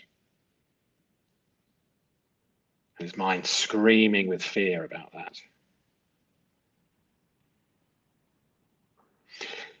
The vengeance language. This is not justice, it is vengeance. Donna says it's retribution. They've both chosen the words which admit guilt. Retribution and vengeance is against the guilty. Do you see? They both do it. So if you had any doubt before, they are both choosing the words of guilt.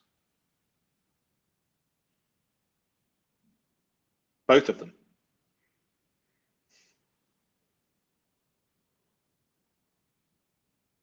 Okay. Well, I think that brings us to the end of today's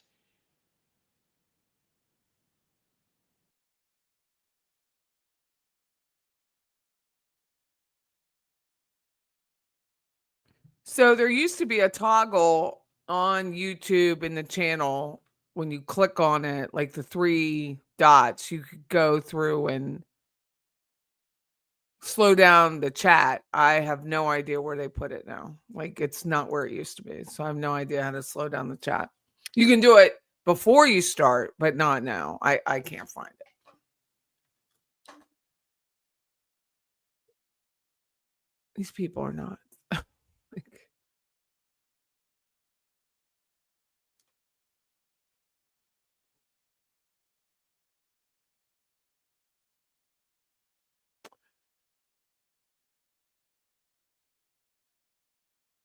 You see an arrest before Thanksgiving, they won't start until next year anyway.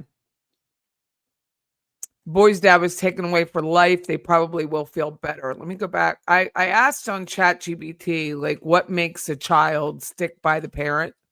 Let me go back to it.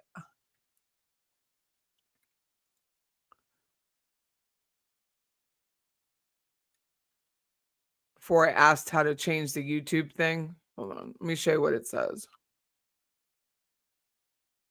Does chat know me or what? You'll see.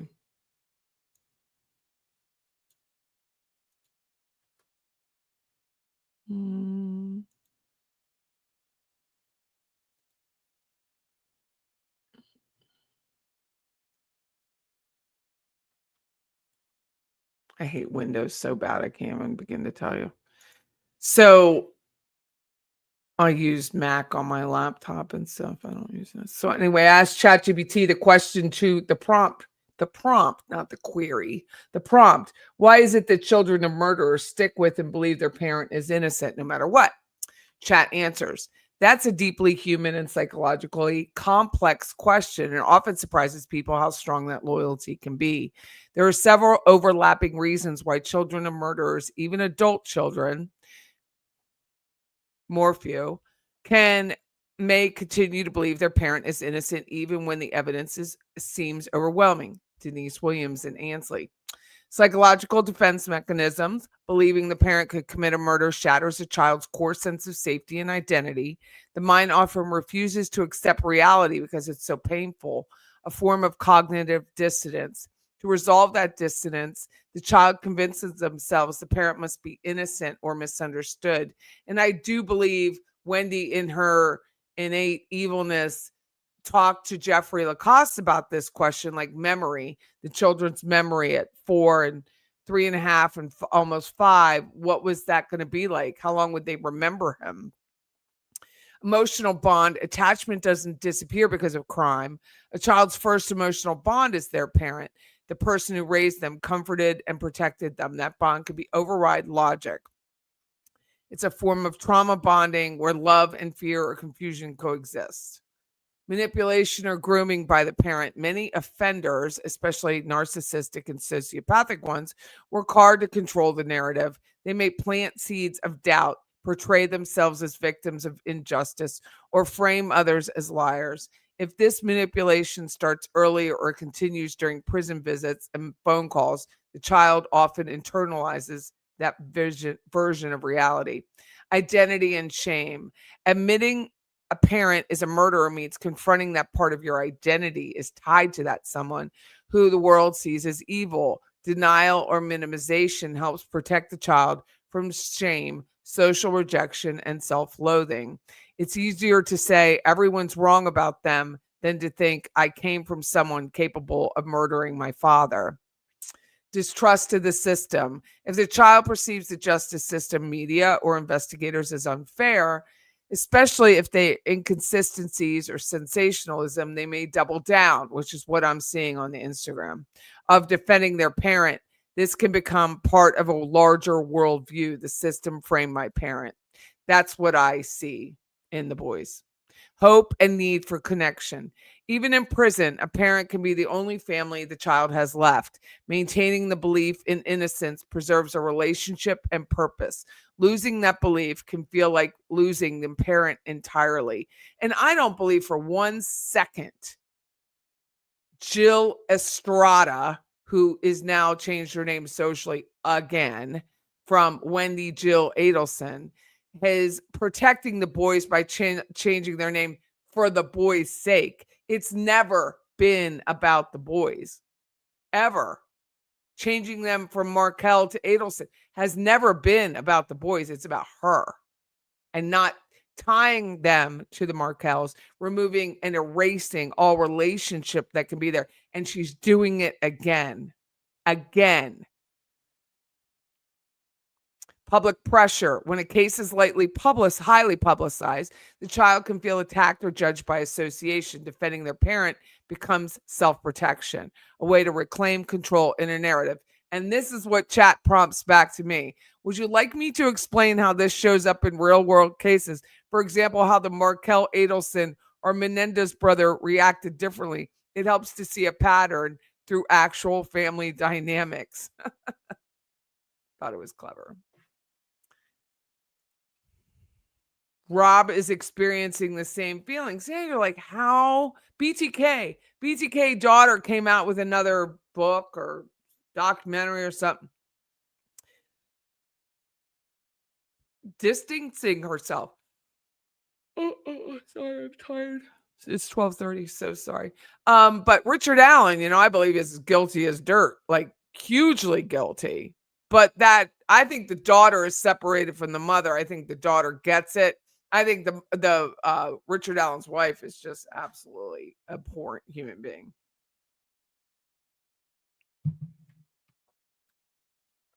So sad for the boys. Kids know when you lie to them for better than any other age, they have a sixth sense. Do they? Ansley Williams doesn't get it. She doesn't get it at all. Does not get it. She thinks everyone took her mother from her, not my mother committed murder and took my father from me. It's like, it's completely disjointed. Those boys will know one day it won't end well for their mother. It won't end well for their mother, whether she's prosecuted or not. I mean, she's going to meet her maker, and she is a twat. Like, she is a horrible person. You can tell by the look on her face. She knows we know. She knows we know. You could just tell when she's is sitting outside the door. I looked her dead in the face. She knows we know. She's holding Honeycutt's hand like, protect me. No one can protect you from yourself, Wendy. That's the thing. You can change your name. You can change your hair. You can add the weave, the bad weave. That is likely true. You can put on the pounds. You can put on the freaking dimples on your legs. You can go to yoga. You can go to Pilates. You can go to Orange Theory. You can go anywhere you want. But guess what? You will always be you.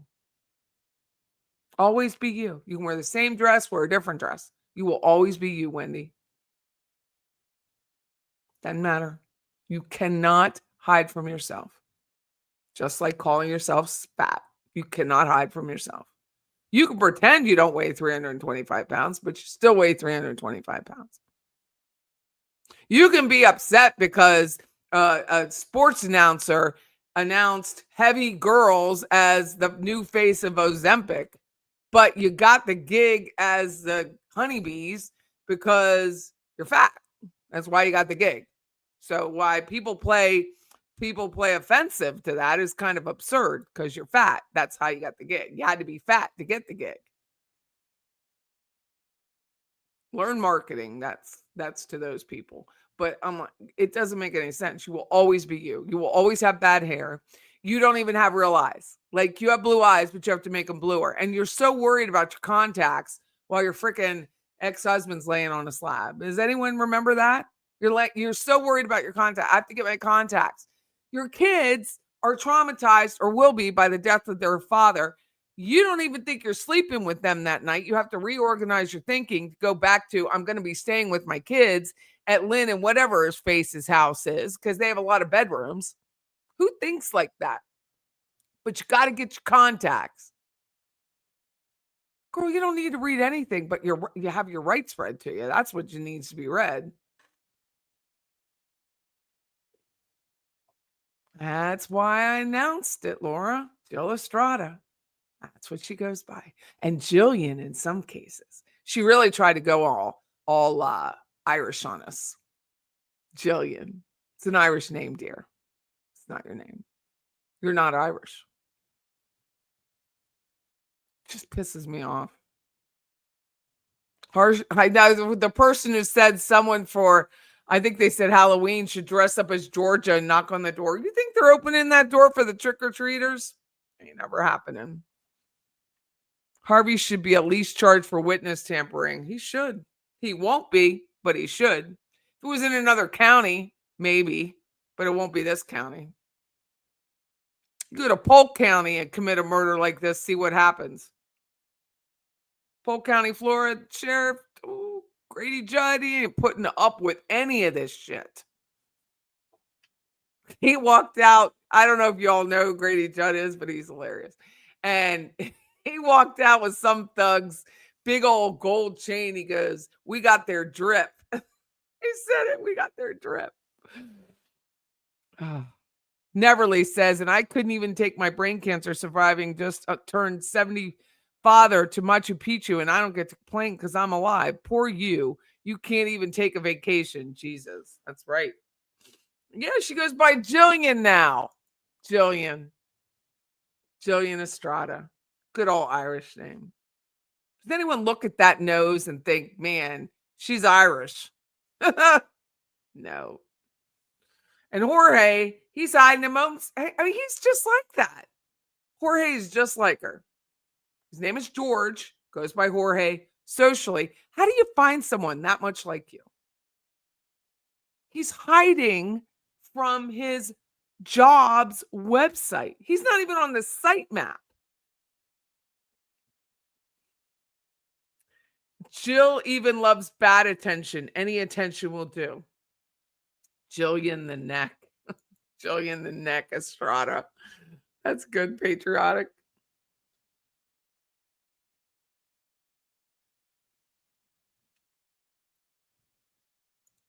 I mean, that's what the word Jillian means. It's Irish.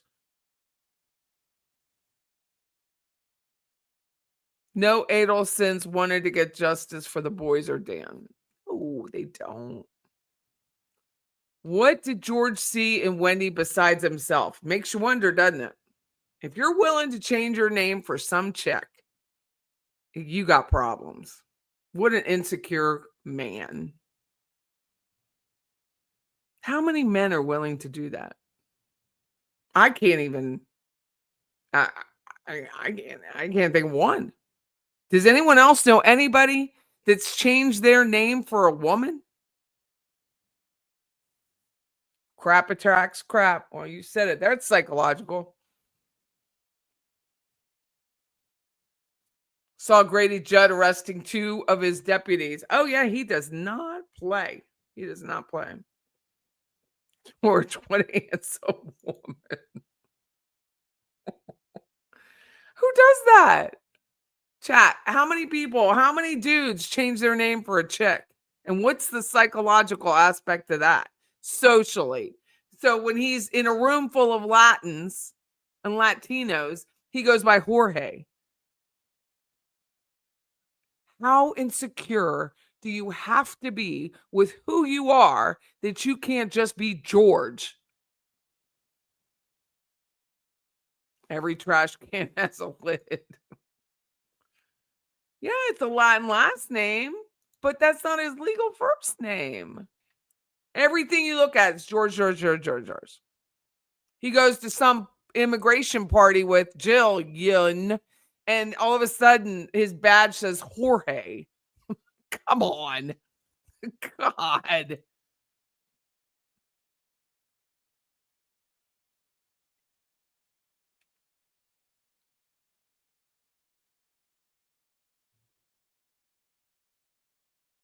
A dude changed his name when he married a liberal woman. They drew their last name out of a hat. Oh, man.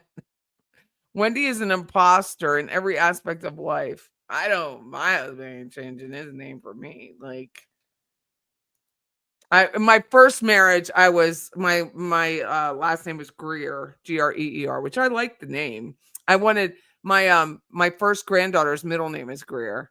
And I was like, man, I told my daughter, you should name her Greer, because I really do like the name.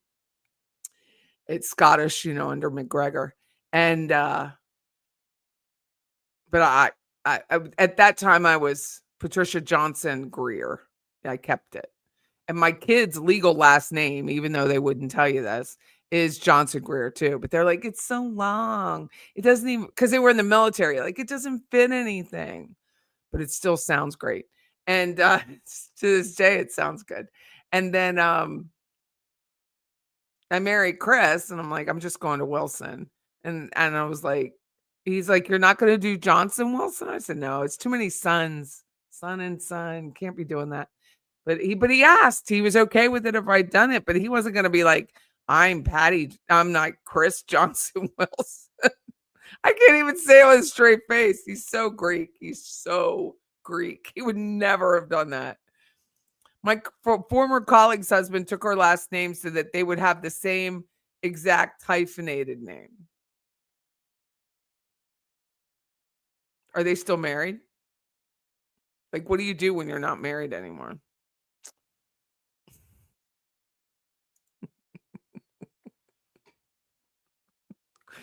Wendy Aiden Amer.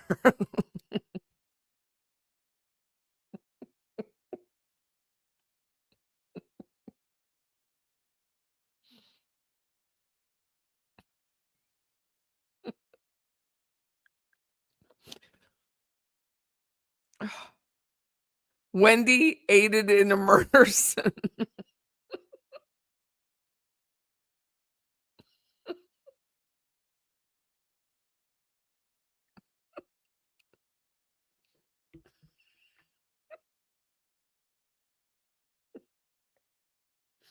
I'm sorry, it's making me cry. That was some funny shit. Jillian and Titleson.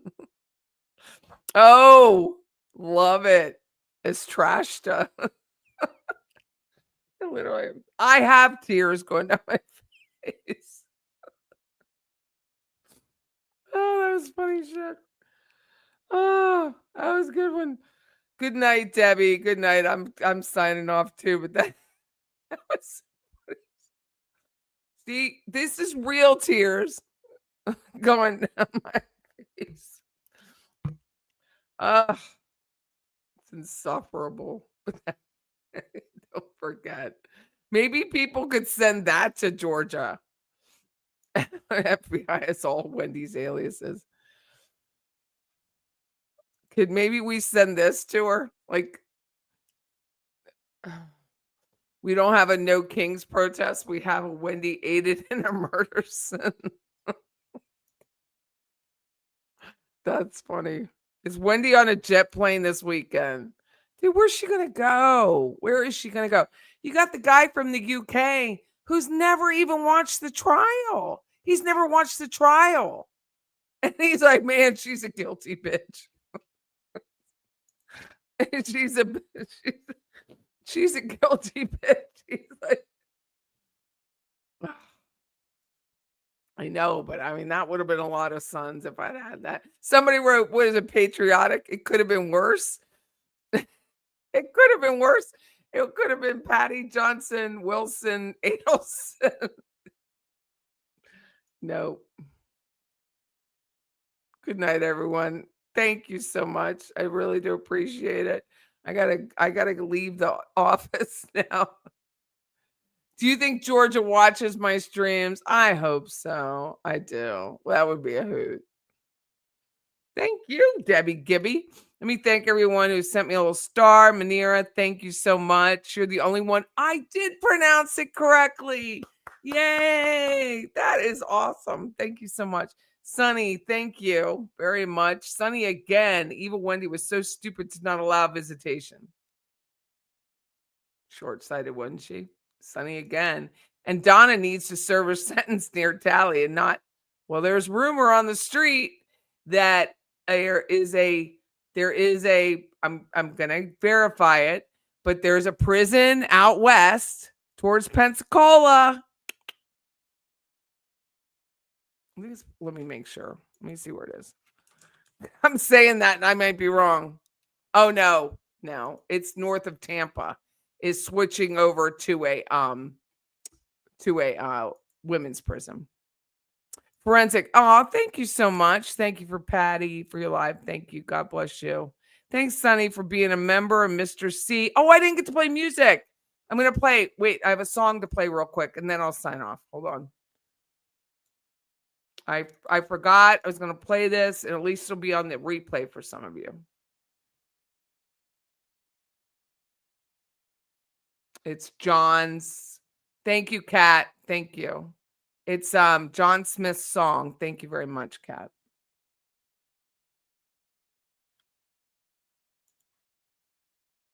It's called Ripples in the Water.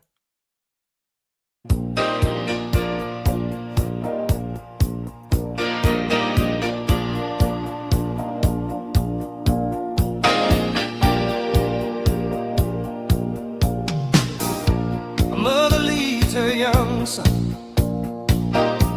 through the prison door. Today his dad will tell him why he can never come home anymore.